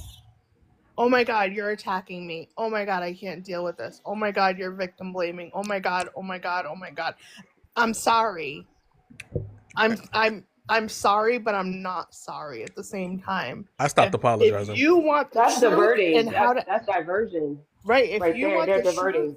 and you want to be able to actually fix things about yourself and you don't want to repeat the same pattern over and over and over again, then guess what? You have to take some constructive criticism. If you can't handle Hmm. constructive criticism, then you need to seriously go back and reevaluate a lot of things about your life. You know what's crazy? A lot of people, and this is the uncomfortable truth, so here it is. A lot of people literally live as the person that's buried under their survival. I mean, they're comfortable doing that, don't aren't they? They love living in survival mode. They love living as the person that's surviving versus thriving. And that's the problem with people that are quick to get into relationships for the wrong reasons, or you know what I'm saying. There are things that you should be doing before you get into a relationship, so it doesn't come back to bite you in your butt. Now, there are a lot of people that get married or that they get a boyfriend or a girlfriend because they want to be invited to certain communities and certain events. They're tired of going to places unaccompanied, so they're willing to settle. That's not compromise. They're willing to settle into whatever comes just to have somebody there, but they're not being honest and telling that person that you may not be Mr. Right, you might just be Mr. Right now at the moment. No, That's that's hyper that's. independence. Whew. That's unhealthy independent dependence on other people. That's like you're going to the same places to look for healing that you're getting sick in. That is that's a misdirection in the mind, and it's what's happening is that's learned behavior, and it's been conditioned and it's been implanted because they've seen it before. They know that's how it was set up, and so they say this is what's normal, and anything that differs from that makes me uncomfortable, and so I'm gonna continue to keep putting out parts of myself that is trauma dumping in relationships because I am self-fulfilling through other people, and I'm trying to find balance in other people. So it's almost as though it's a narcissistic trait, and it may be unconscious narcissistic trait in some, not necessarily meaning you're a narcissist.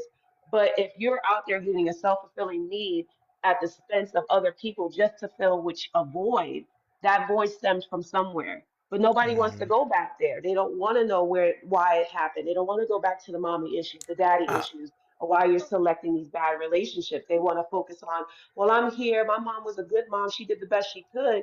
Yeah, but granted, we can't stop at the best she or he could. We There's have to look layers. deeper than that. There's layers. Exactly, There's layers. exactly. And what's crazy is we've talked about this before too. So I'm glad that you're here because you're in the right panel, right spot, right community, Coach Listen, Phoenix. I'm glad I'm here, and I'm You gonna know be what I'm here all the saying? time for y'all. Because I spoke about that before, right? I said you can have all the tools when you get all the tools, when you get all the knowledge, all the coaching, all the therapy, all the counseling, right? There's still a layer of healing, and even us coaches haven't gone through. And that's learning the lessons behind the experiences that we had. Right? Not their why, but your why from that lesson and that experience.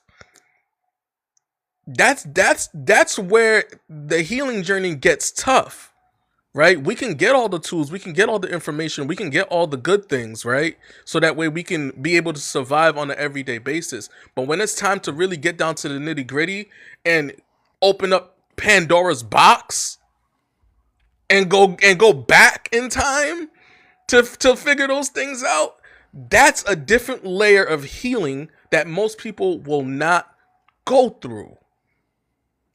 And this is why when they say, oh, my trigger keeps happening, my trauma keeps happening, the reason why it keeps happening because you haven't gone back to when it actually happened.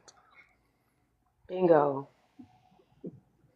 Yeah. That's funny that you say. That's funny you say that real quick because how many times have we all been in a relationship where we tell the other person or we tell ourselves, "I wish that I could go back to the person that I was before I met you."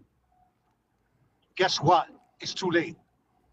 You will never be that person ever again because now you have to add the part that you cannot unsee or you cannot unhear, and that's the reality of it. Let's keep it real here. What do you think about that, Derek? But the person who who you were before you met them probably was also unhealed, right? And that's why you probably chose them, subconsciously or consciously, right? And then when you actually look at, and I could speak to like a lot of people that I've coached, the experiences, all of the things, and even my story of my childhood wounds, a lot of people don't associate their chaotic lives now with things that probably happened before in the childhood. And the reason why a lot of people don't is because they think today's chaos, today's whatever it is you're going through has to come from an evil place in your childhood, right? And then they're like, but my parents were both there and they loved me. And I'm like, just because it's not evil feeling or super duper extra crazy childhood doesn't mean that it does not birth chaotic behavior later, right? And I did not understand when people said childhood wounds and childhood trauma. And I'm like, my parents, they're nice people. Like, what the? And then I was like, but they never were emotionally available. They never gave me hugs. They were present. They did the things. And I was like, that then created a version of me that followed me through my life. And I was extra hyper, like needy, clingy.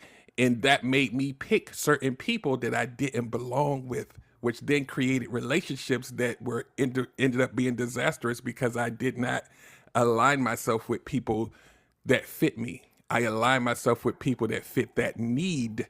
And that was my one qualifier, right? But my parents are sweet and nice people. And people's like, I don't understand why you call it wound. I don't understand why everything was. And I'm like, even though it may not be horrific, it's still an origin story. Good, bad, or indifferent. We have to figure out how you became this person so that we can do some corrective measures so you don't repeat the history. And they're like, but.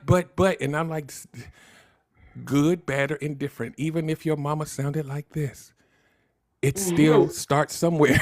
Right. That's what they're getting with, though, right? They're getting with the nice versions of people and Yeah, not the people, right? The yeah. Yeah. person. The comfortableness. They're comfortable. Mm-hmm. So this the chapter in chapter 16 of my book, right? It's called The Room That Still Smells Like Pain. Now I'm gonna read the beginning of this, and I want you guys to take away from what you took away from that beginning stage of this chapter. Okay. It says you left the house, but you took the trauma with you. Let's go back a minute. Let's not get stuck, but to confront the spaces that you still have nervous systems on edge. That has your nervous system on edge. The places you avoid in your mind, the people you forgive but never really looked at the same, the scenes that still play in your head when the lights go out. You left the situation, but the scent of it still lingers. Like smoke in a fabric, like blood in a carpet, like secrets behind dry walls. Facts. I did a show probably way back in like 2022 that was called "Are You Living in a Haunted House?" I And remember it's that. because all of that stuff Yeah. is still Yeah. Yeah. Listen. It's there, right? It doesn't go anywhere if you're choosing not to heal from it. yep. You know what I'm saying? It's gonna follow you wherever you go. Whether it's a relationship, whether it's a new home because you're trying to start fresh, whether it's that new job that you just got, but you still got the trauma from the last job that you worked at. You know what I'm saying? Like the friendships that you had, the people that used to use you, but you got rid of them, but you never actually healed from the soul ties that you had from that friendship. So you went to another friendship with it. Like it's all there. It stays. It's residual until you actually release yourself from these things. Now, are they going to be gone completely? Absolutely not. But it's you have to manage it. If you gain the tools and gain the knowledge and gain the experience that's needed to manage these things, then they don't surface or resurface the way that they should. And if they do resurface, you're able to handle it in the correct manner. I get what you're saying. You see, this is why forgiveness needs to be explained in its entirety. People talk about the forgiveness part, right?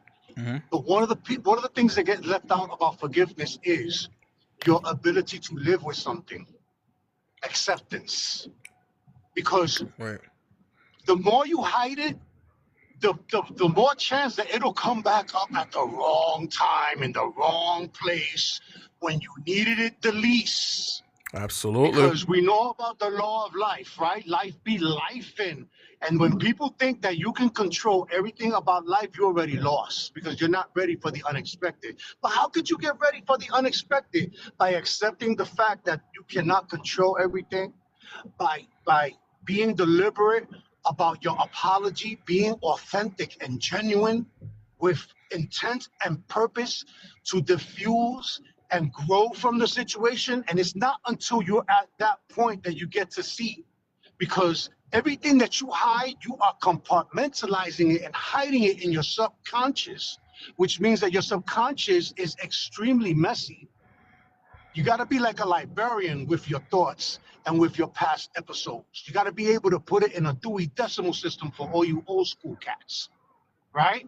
Or put it in a digitized way where you can understand that you can't make believe that things didn't happen, ladies and gentlemen. You just can't, because it's going to come back.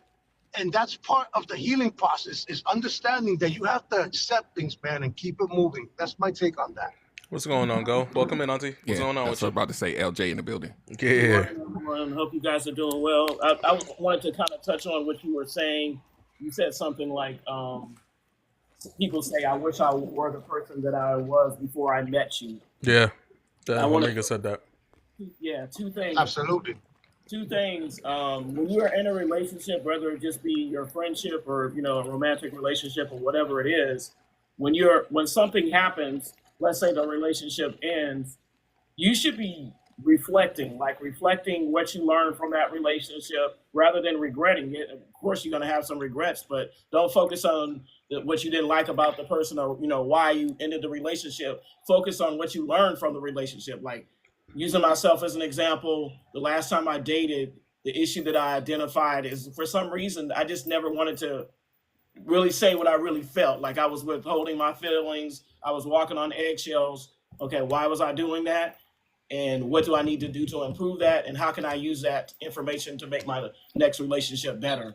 Right. That's the first thing. The second thing is your job. Like the one thing I've learned, I think maybe like right before COVID, or right during COVID, I realized is every job that I've had, no matter what it was, I shouldn't say I hate it. I used to work there. You learn something from every job that you had. There's some skill that you learn, whether it's organizational skills or whatever, time management, whatever it is, whatever that the skill was, you should be applying it moving forward. A lot of times you feel like it's a way, the skill is not beneficial to you, but then when you start doing stuff on TikTok or your own business, you realize you can implement a lot of skills that you learn from those places. Every job, when I look back on it now, I learned something from Absolutely. every job, even the little part-time job that I did. Everything comes full circle.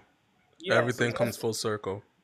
identify those skills that you have, because sometimes you're gaining skills and you don't even realize it. Like literally, you should be updating your resume regularly. You have skills that you learned on TikTok, organizational skills, administration, everything that you've done has taught you, has given you a skill, and you just have to sit down and evaluate what that skill is and how that benefits you, either from a professional standpoint or from your TikTok business or whatever that other business is, that you can apply that and make yourself more effective. Agreed. I 100%. like that. I'm a firm believer. I'm a firm believer that the superpower that we have is the ability to learn and gain new information and be excited about it. You know what I'm saying? And not make it a chore, but make it a lifestyle. Because honestly speaking, the smarter you are, the more knowledgeable you are, and not just having the knowledge, you got to put it to play. I get that.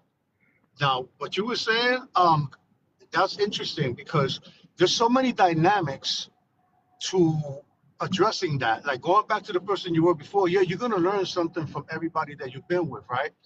But you also have to have a measuring point, and you have to go back to when it started of who you were before that person, so that you can see the actual additions that are positive or negative.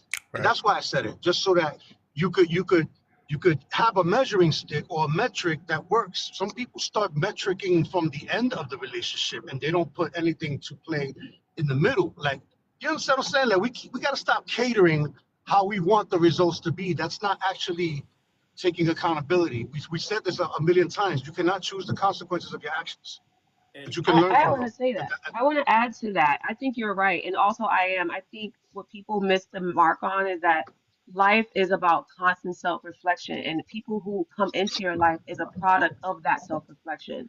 Whether Yeah. you, and depending on how they show up in your life, is how you've been showing up for yourself, or what you have not taken the work on to work within yourself. Right. So if we see images of who we are in the people that we choose.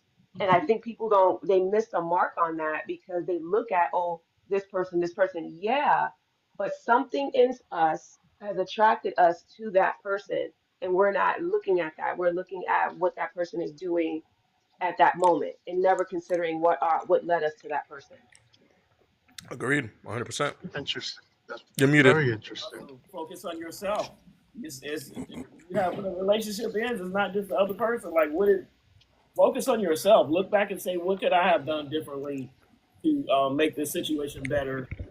And what could I do moving forward that'll make That's what's going to make the next situation better? Don't just like, well, this person, this is what I didn't like about this person. A, B, C, D, E. Not even looking at yourself at all, because obviously, if you were doing everything right, it probably meant I had a better chance to survive. Not that it would. it's funny that you say that because That's hilarious. listen, when I'm telling you, Facebook is like my place of like is my place to go in and just watch, just analyze people as a coach. Facebook is like my go-to. Okay, because then I see things that I'm like, yeah, this doesn't look right. Like, you know what I'm saying? When somebody had wrote on a post they said that this person's gonna miss the person that I am because I did everything for them. But did you? Yeah. Like, but did you? Maybe that was the problem, though. But maybe that was the problem, and they don't realize that. Because at the end of the day, let me tell you something. We all have an image of what we want our person to be and look like, right? We all have that, and sometimes they fit the mold in the beginning, and we get led by that improper vetting, improper mechanics, and then 9 months later you find out you were a nutcase. You understand what I'm saying? Like that's too late. You got to find out they're But a that's nutcase a in the first couple of days. You know what I'm saying? Like I ain't trying to wait That's nine a months. Are you savior's serious? complex, though. What he's describing, if you're trying to fix people, that's called a savior's complex in mental health. Yeah, And when it There you that's is. go. that's trying to fix people, you're trying to save them because at some point you were trying to that was happening in your upbringing. You've seen that happen. That's actually what it's called when you're trying to fix people and do Absolutely. everything for them. Absolutely, Yeah, Foch. That's Yeah. that's the story of my life. that, there's a lot of guilt. There's a lot of guilt. There's a lot of guilt and self manipulation involved with that as well, because guilt is a very strong. We talked Yep. about this, Pierre, Yep. about the guilt. Yeah. Guilt. So let me tell you something. We are all walking around with guilt right now or something. I mean, it's Let's the keep it truth. real. I mean, that's facts. I'll be the first one to admit that. And let me give you an example, right? Where I'm from, we're not supposed to talk about certain things. Mental health being one of them. Okay. Fear was another one, right? Emotions, no, that's a no-no. Are you kidding me? So let me express that to you. When you get to a point in life, it's not about you don't care what other people think. It's that you care about what you think. But do You they? Hmm. need to start caring about the way you think. I was about to say, but do they really though? Do they really care about what they think? Because they don't. It's not easy. It's not easy, but it can be done because everybody in this panel has proven to do so. Absolutely. Hmm. Yeah. How Absolutely. about that? I mean, That's true it's because the in my truth. No, go ahead, and go ahead, where I Coach. grew up in the Bronx, I grew up in the Bronx. Oh, you New York too? Okay. Yeah, Wait, from the wait, wait, city. wait, wait. Who Oh, grew up in the oh, Bronx? I'm from the Bronx in the Concourse by Yankee Stadium, the South Bronx. My, my love, I'm in the Bronx right now. Okay, yeah. So we came from the gutter. You understand what I'm saying? So it's like you don't come out of there with this type of. You're very lucky to come out and this and make it in certain fields, You see right? And that? then being in the Black community and Hispanic community, that we're taught to just drive on and handle it ourselves. Oh, And what's so up? Yeah. and we are not given the I just opportunity to express emotions in that regard. So right. yeah. And hold on, but that made me realize something. That made me realize that I realized that I couldn't use that as a victim stage. Or a method to keep me back from places where we don't belong. And Right. people don't understand that. Like I move to different places, and wherever I go, I take my New York accent with me, right? So they Facts. know right away, right? That's number one. So there's different dynamics to this. And she said Bronx, and my head just went from Listen. short hair to afro. You know what I'm saying? Like I don't even know how to explain that. Well, So it's when Bronx people, it's a certain type of lingo. When people from the Bronx, when you've grown up in a certain era, and I yeah. definitely understand where you're coming from because nobody will understand what that looks like. Plus, I'm prior military, so I've seen Oh it in man. different forms, and so I could say one thing that when my trauma came from not just my household Oh, but my surroundings. We were on survival mode every day. That's why most New York women are considered very aggressive and very, go-getters I could go all day with it, but I don't want to take over your life, but you know what I'm talking about. So it's a No, different no, type of I get it. dynamic. I get it, but that's just to give people an example of every different background is how can I say this? Indigenous to yourself. Everybody has their own blueprint. As much as in common as you think that you are all unique, and we need to start deep diving into ourselves and how much bullshit we caused on ourselves. Because this is always going to be a self-reflection, look at self-first program. Am I right or wrong, my brother? no, you're absolutely right. Like everything about what we do here is focused on self. No matter what the circumstances is, if we can grow from it and make ourselves better, then we're gonna do that. We need to do that, right? Because nobody's more important than yourself. Nobody's more important than you. Like, and if you're a person that people lean on, right? You have to make sure that you're whole first before you can even allow them to lean on you. Period, point blank. At least enough to be functional. Like, you know what I'm saying? A lot of us are not even living in function. We're living in survival mode. Like, you know what I'm saying? And when we get to that point where everything is overwhelming and we've exhausted all of our energy and all of our pour, we have nothing left for ourselves. And the conversation of wanting to be strong all the time is, I'm gonna be honest, is bullshit. right? It's because we were told to be strong, but it was never broken down on what the layers of strength look like, and how you're supposed to actually utilize it. When they say you need to be strong, you need to be strong. It, for everybody, it looks like you have to literally overwhelm yourself and exhaust yourself. That's not the case. You have to learn resilience between that strength. You have to know when you're willing to be like, all right, I can't handle this. Let me ask for help. Yeah. Do you know That's what where I'm I was going to go. Yeah, it's like, I was going to go there, especially when we're talking about, even with coaches, therapists, whoever who you go to for help. A lot of people, and this is stuff that we visually and even when we talk to people, we know this to be true. We talk about awareness, we talk about understanding who you are, right? And then people will get to the point where they identify, right? Like, I know what it is now. And then they stop at the identification, and they don't realize that just because you know what it is, now you can maybe avoid it, right? But what we do, the reason why the coaches are here, whoever you go to for help, it's not just for identification, it's to help you build resilience, so that I appreciate when you guys for all the encounter gifts these and things, the heart me's. that you'll be able to handle and manage yourself better through the storm. That's the information Yes. that you don't have, is how to build resilience once you identify, right? Right. That's what the help is for. You can go on YouTube and identify it today, but you don't necessarily know the reps and the training to get yourself more resilient, more capacity, more bandwidth to be able to go out in the world and not let it dictate your life. That's what we're here for. And this You're is good, where a lot Sierra. of people that call me for, I already know. And I'm like, hold on.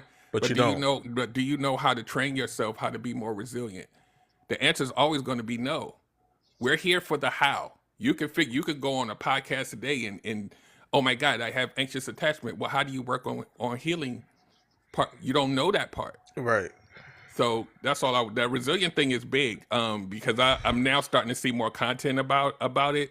But that's the key. It's not just knowing it, because knowing it is just gonna make you hide in the closet.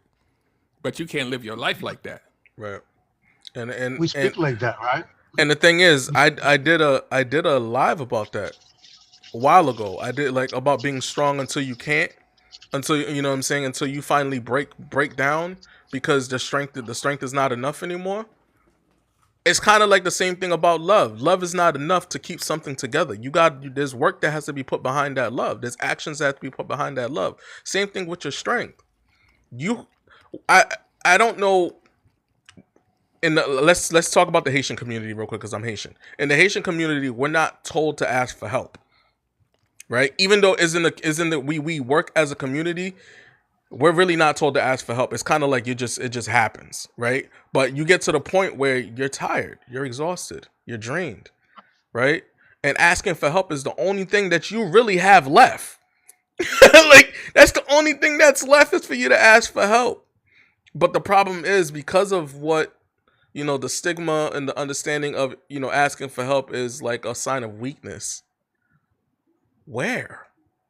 Since when? Right?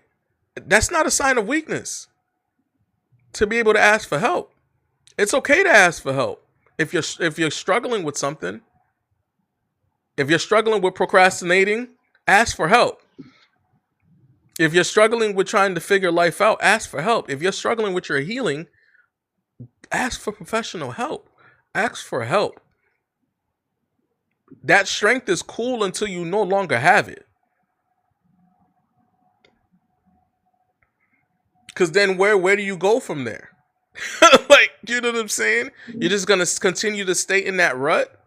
Or are you going to keep pushing that boulder off your shoulder every single time? How long do you have until your arms snap from trying to pick up that boulder? You know what I'm saying? That's heavy. And the thing is, we're not just holding on to our stuff. A lot of people some people rely on us. So now we got our stuff that we're holding on to. Now we got other people's stuff on our shoulders. And then we got that person's stuff on our shoulders. And then that person got other people that's on their shoulders, and they bring it to you. Now you got all this stuff on your shoulders, and you're trying to be strong, and you don't even have the strength for yourself or the stuff that you're dealing with, but yet you got to do it for everybody else. And then they be like, "Why are you charging?" That's the Man, listen. overratedness Let's of wanting to be popular, right? You want to be popular, right? You want to be popular. You want to be known. You want to be liked. You want to be, we all want to be liked in different levels, right? right. And to think that we could live without other humans is preposterous, right? And let's get that out the way right away. We're not saying to alienate yourself from existence. We're saying to get to know yourself so that the next time you present yourself to everybody else, they're not about to play with you. So Lady Glam said something in the chat. She said sometimes it's hard to ask for help, especially when you receive negative feedback. Let's be honest, right? Mm-hmm. Let's be honest, right? And this is me being honest, and this is coming from Brooklyn. This is Brooklyn talking to you. The Okay, Brooklyn. My husband's from Brooklyn. Sidebar. Brooklyn. All feedback is good feedback, whether it's negative or positive. Period, point blank. Bingo. It's the way that you take the feedback is the issue. It has nothing to do with what they give you, is how you receive it. If you receive the feedback as negative, then it's going to be negative. But if you receive it as criticism, or constructive criticism, you could take something from it. That's like even if that information that you get from that person lets you know more about who that person is, it's still a lesson in it, right? And it's the same thing I tell people that are dating, right? They go on 3 dates. You go on 3 bad dates and you be like, the dating pool is trash. And I'm like, it's 3 people. Consider the source. Only 3? That's it. Yeah, I always tell them 3 people ain't enough to create a statistic for your neighborhood. You didn't condemn the whole world of the opposite gender, and it's like, wait. So when you get think about it like this. Think about it. I'm gonna say this. And I'm gonna land my plane. Let's say you only ask family members and you get negative feedback, right? A lot of us have this experience, right? They're not gonna be in your corner, right? Then you go to your friend group and your friend group gives you negative. Now this becomes your worldview. Sometimes you gotta go to an unfamiliar place in order to get the real talk. That's why we do what we do. Right. No, you're right. And that's why sometimes, and this has happened to everybody that's starting to be conscious, you'll feel that strangers are willing to do more for you than people you know your entire life. And that's a tough pill to swallow, but you got to put yourself out there to recognize that. Can't be burrowing around in the same sandbox. You got to expand your territories, because there's a proven fact that if you see something else, you'll be something else. And There's a saying: you grow in the direction of the people you surround yourself with. that part. And so, Big time. That part. growing. Listen. When they say birds of a feather flock together, I know it sounds ridiculous, right? But it's a real thing. It's real. But what's the common factor is always the objective conversation that I like to talk about. Like, what is that group surrounding themselves for? Like, what do they have in common? What's the purpose? People don't do evaluations like that, man. I think we're losing touch with the reality of how much you control, but how much you are behind what has happened to you as well before you get to that point. Yeah, I don't know. Be a self-master, man, by understanding that it's not easy, but once you understand it, it all makes sense. I promise. So we have 6 minutes left, right? So I'm not gonna let anybody up just because we have 6 minutes left, because I don't want to go over the time of 12 o'clock. So I want to give everybody a chance to kind of give their closing statements, and hopefully by then it'll hit 12 o'clock. So I'll start with Auntie on the bottom. So if you want to give a closing statement before you get out of here.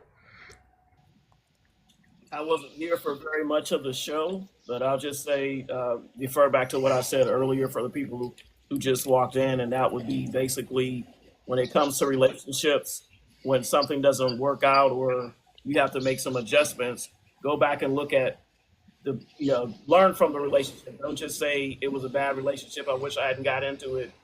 Sit down and reflect on what you did learn from it and how you can apply that information moving forward. The second part of that was for your job. Everything that you learned from every position that you have provides you with a skill that you didn't necessarily previously had. So you should go back and reflect on the prior jobs that you had and some of the skills that you learned, or software, whatever that may be, and use that to further develop your resume, or to help you with your small business or your TikTok business. Thank you, Coach Derek. Go for it, bro. So I think the initial path we were on was about procrastination, putting things off, and the why, right? In any aspect of your life, if you find that there are things that are troubling you, that hurt, uncertainty, fear, be curious about the why. You're going to sit in it, but at some point you got to stop and look at the why. And once you start digging for the why, whether it's alone or whether you get help, right? Most of us probably need someone else because it's still inside of our own brain. A lot of us don't even have people to ask, right? So we got to sit in it. We don't have a choice.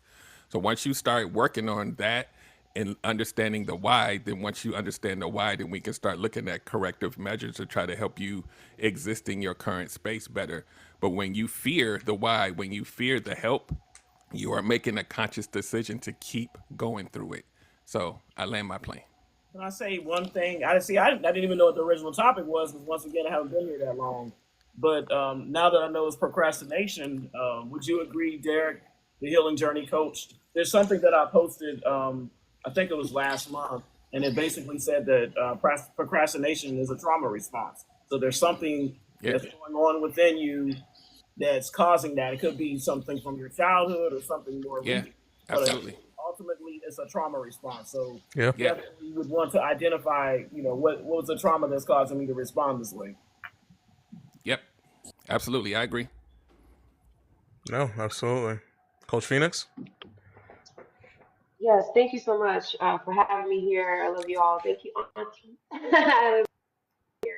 I want to say to what the panel was saying and to the topic of procrastination, you got to get into a space where acknowledgement is the first step towards getting out of that procrastination phase, and getting into a space where stop saying I don't know, and now that you have become aware, now you can start building on those solutions.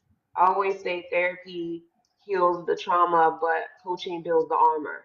And I feel as though if you have a I like panel that. up here of people who are qualified, certified, and future doctors. We are all in this field together. So to say, I no longer have the resources is no longer something you can no longer remain ignorant, right, to that. And so if you do not necessarily know, it is hard to figure it out if you have no representation or knowledge of what that looks like in front of you. Please lean on one of us, contact us, and help, let us guide you, not fix you, not help you, but guide you and assist you along your journey, and helping you understand the things that has gotten to you to where you need to be, and focus on moving forward. And I land that with love. I like that. Brother, go ahead. Well, here we go again. We accomplished a great conversation. I always like these things. These are the things that I love more than anything else, believe it or not. To have a good conversation, learn from it, be able to expand from things that I already know, and not thinking the things that I know are the only things that should be known, because I learn something every moment of my life and I love it. So when it comes to procrastination, they both in the head. But I will say this, acknowledgement is the key, because that's part of awareness. The first part is identification of things, Right. and to identify them correctly.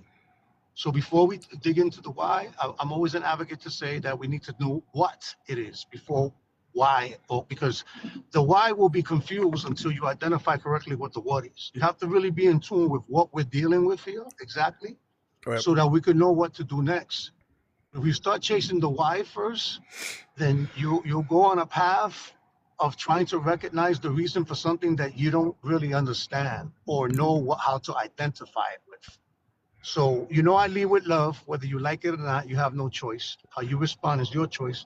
But you're also going to show me who you are immediately, by doing that. So I'm at the advantage here. I want to wish everybody a great weekend. Happy Fathers to the fathers, to the dads, to the guys that show up, the ones that hit home runs but know how to, put singles and doubles on the board. And I love you all. I hope you have the blessed of the most blessed panel. I love you guys. I love everybody. Let's go. Whew. Well, today was a day, and I have the topic for you guys for the next live. I don't know if you guys are ready for it, but we're going to give it. So the topic for next live is healing, well, the healing journey, the good, the bad, and the ugly. We're going to talk more about the ugly than the good and the bad, because we talk about the good all the time, but we're going to talk about how ugly it gets when the healing journey really gets to the nitty gritty. Like, we touch on it, but we never actually dive into it. But we're going to dive into it. And it's going to be in 2 weeks. Okay. So I'm thinking 2 weeks. Two weeks from today. 2 weeks from today. So well, isn't your birthday coming up? Oh, wow. Yeah, on that same day. On that you really same want to day. do this to me? You don't want it. I mean, listen, you could take the day off, sir. You don't want it. I'm telling you. You could take the day off. No, It is I'm your not birthday. taking the day off. You want to talk about the ugly part of healing? I'll be here. I'm with all that smoke. You want to talk about you want to talk about ugly healing, ugly, bro? We're gonna do it. I mean, listen. I will never be able to get rid of the pain that I feel on a daily basis, because that same pain is what helped me create a strong foundation. Yeah. You know what I'm saying? So ugly is ugly. It's really ugly. We're gonna have some fun with this one, but it's So, gonna be yeah, it's gonna be you just raw. you just hit a nerve. You just hit a nerve right now. So I love Yeah, it. we all coming back. Yeah, So- it's what they call it, up in his stuff. I'm stuck here. Let's go. Listen, it's gonna be raw. It's gonna be uncomfortable Oh, man. for everybody, even including us. Okay, Oh, man. and it's gonna be transparent. It's gonna be truth, and that's the most important part about this. Okay, and the reason why no rehearsal needed. You no, know what I'm saying? nope, I don't even need any notes. This is gonna be freestyled all the way through, 100%. Coaches panel. That's it. I mean, let's do it. We're gonna make it happen. Straight cheese, baby. Let's go. Now, before I get off of here, the reason why I'm kind of redirecting, right, is because with the last 2 books that I wrote, which is Ember of Empowerment and The Mirror Labyrinth, I'm trying to gear all our conversations moving forward about the uncomfortable truth, because we it's needed, right? We give you guys good topics on a regular, but now we're really diving into the uncomfortable truth, which is necessary for you guys to trigger yourself to want to actually do the work. Because triggering is not a bad thing if you look at it as in a good way. You might need to be triggered so that way you can actually start putting in the work. It's necessary. So, if you guys are not afraid of speaking to your mirror, go grab the Mirror Labyrinth right on Amazon. $20. It costs the same amount as your food that you order from home. Just saying. $20. Grab yourself a copy. And Man, them doggone food one prices meal. in fast food, man, it's crazy. I'm just saying. Don't Listen, get and me started, bro. our books are life lasting. It doesn't expire. You know what? I'm gonna give you guys this, right? I'm trying to tell you. I'm gonna give you guys this before I get off. I'll read, and I left you guys a letter in the book. I left you a letter in the book, and it's a real letter too. It's not one of those fluffy letters either. I hope you guys know that. I'm not doing the fluffy stuff anymore. You wrote me a letter? I did. So the letter it reads from me. Before you crack this book open, before you get hit with any of the mirror punches, before you start circling the room that holds up the version of you that you've been running from, I need you to understand something. I didn't write this book to attack you. I wrote this book because I refuse to keep watching people die behind or unalive behind a mask labeled as fine. I wrote this out of love, not the soft, scripted, Instagrammable kind of love, but the real kind, the kind that calls you out and sits with you after the breakdown, the kind that doesn't coddle your excuses but still honors your pain, The kind of love that knows your potential is suffocating behind performance. When I dropped Mind Your Mental, I gave you a space to breathe, but this time I'm kicking the damn door down and dragging you into the mirror because I care about what's going on the other side of your denial. I've been where you are, lying to myself with a straight face, wearing trauma like it's a tailored suit, calling fear boundaries and calling numb peace, calling busy purpose. But the truth don't live in curated cults or survival patterns. Truth is discomfort and growth. It lives in confrontation. So yes, the book is raw, it's heavy, it might piss you off sometimes, but I promise you it was written with nothing but love in pen. I don't care about sounding poetic. I care about you waking up before you lose another lose another year to the version of yourself that was only built to survive and not live. You ready? Stop blinking, walk in, and don't lie to the mirror this time. In a world full of negativity, make sure y'all choose love. No blinking. In a world full of negativity, make sure y'all choose love and love on purpose. Keep life simple. Love is the glue. Respect is the flavor. You dig, you dig, you dig. Make sure y'all live within your value energy. And I pity the fool who doesn't mind their mental. Peace. Peace. Let's go.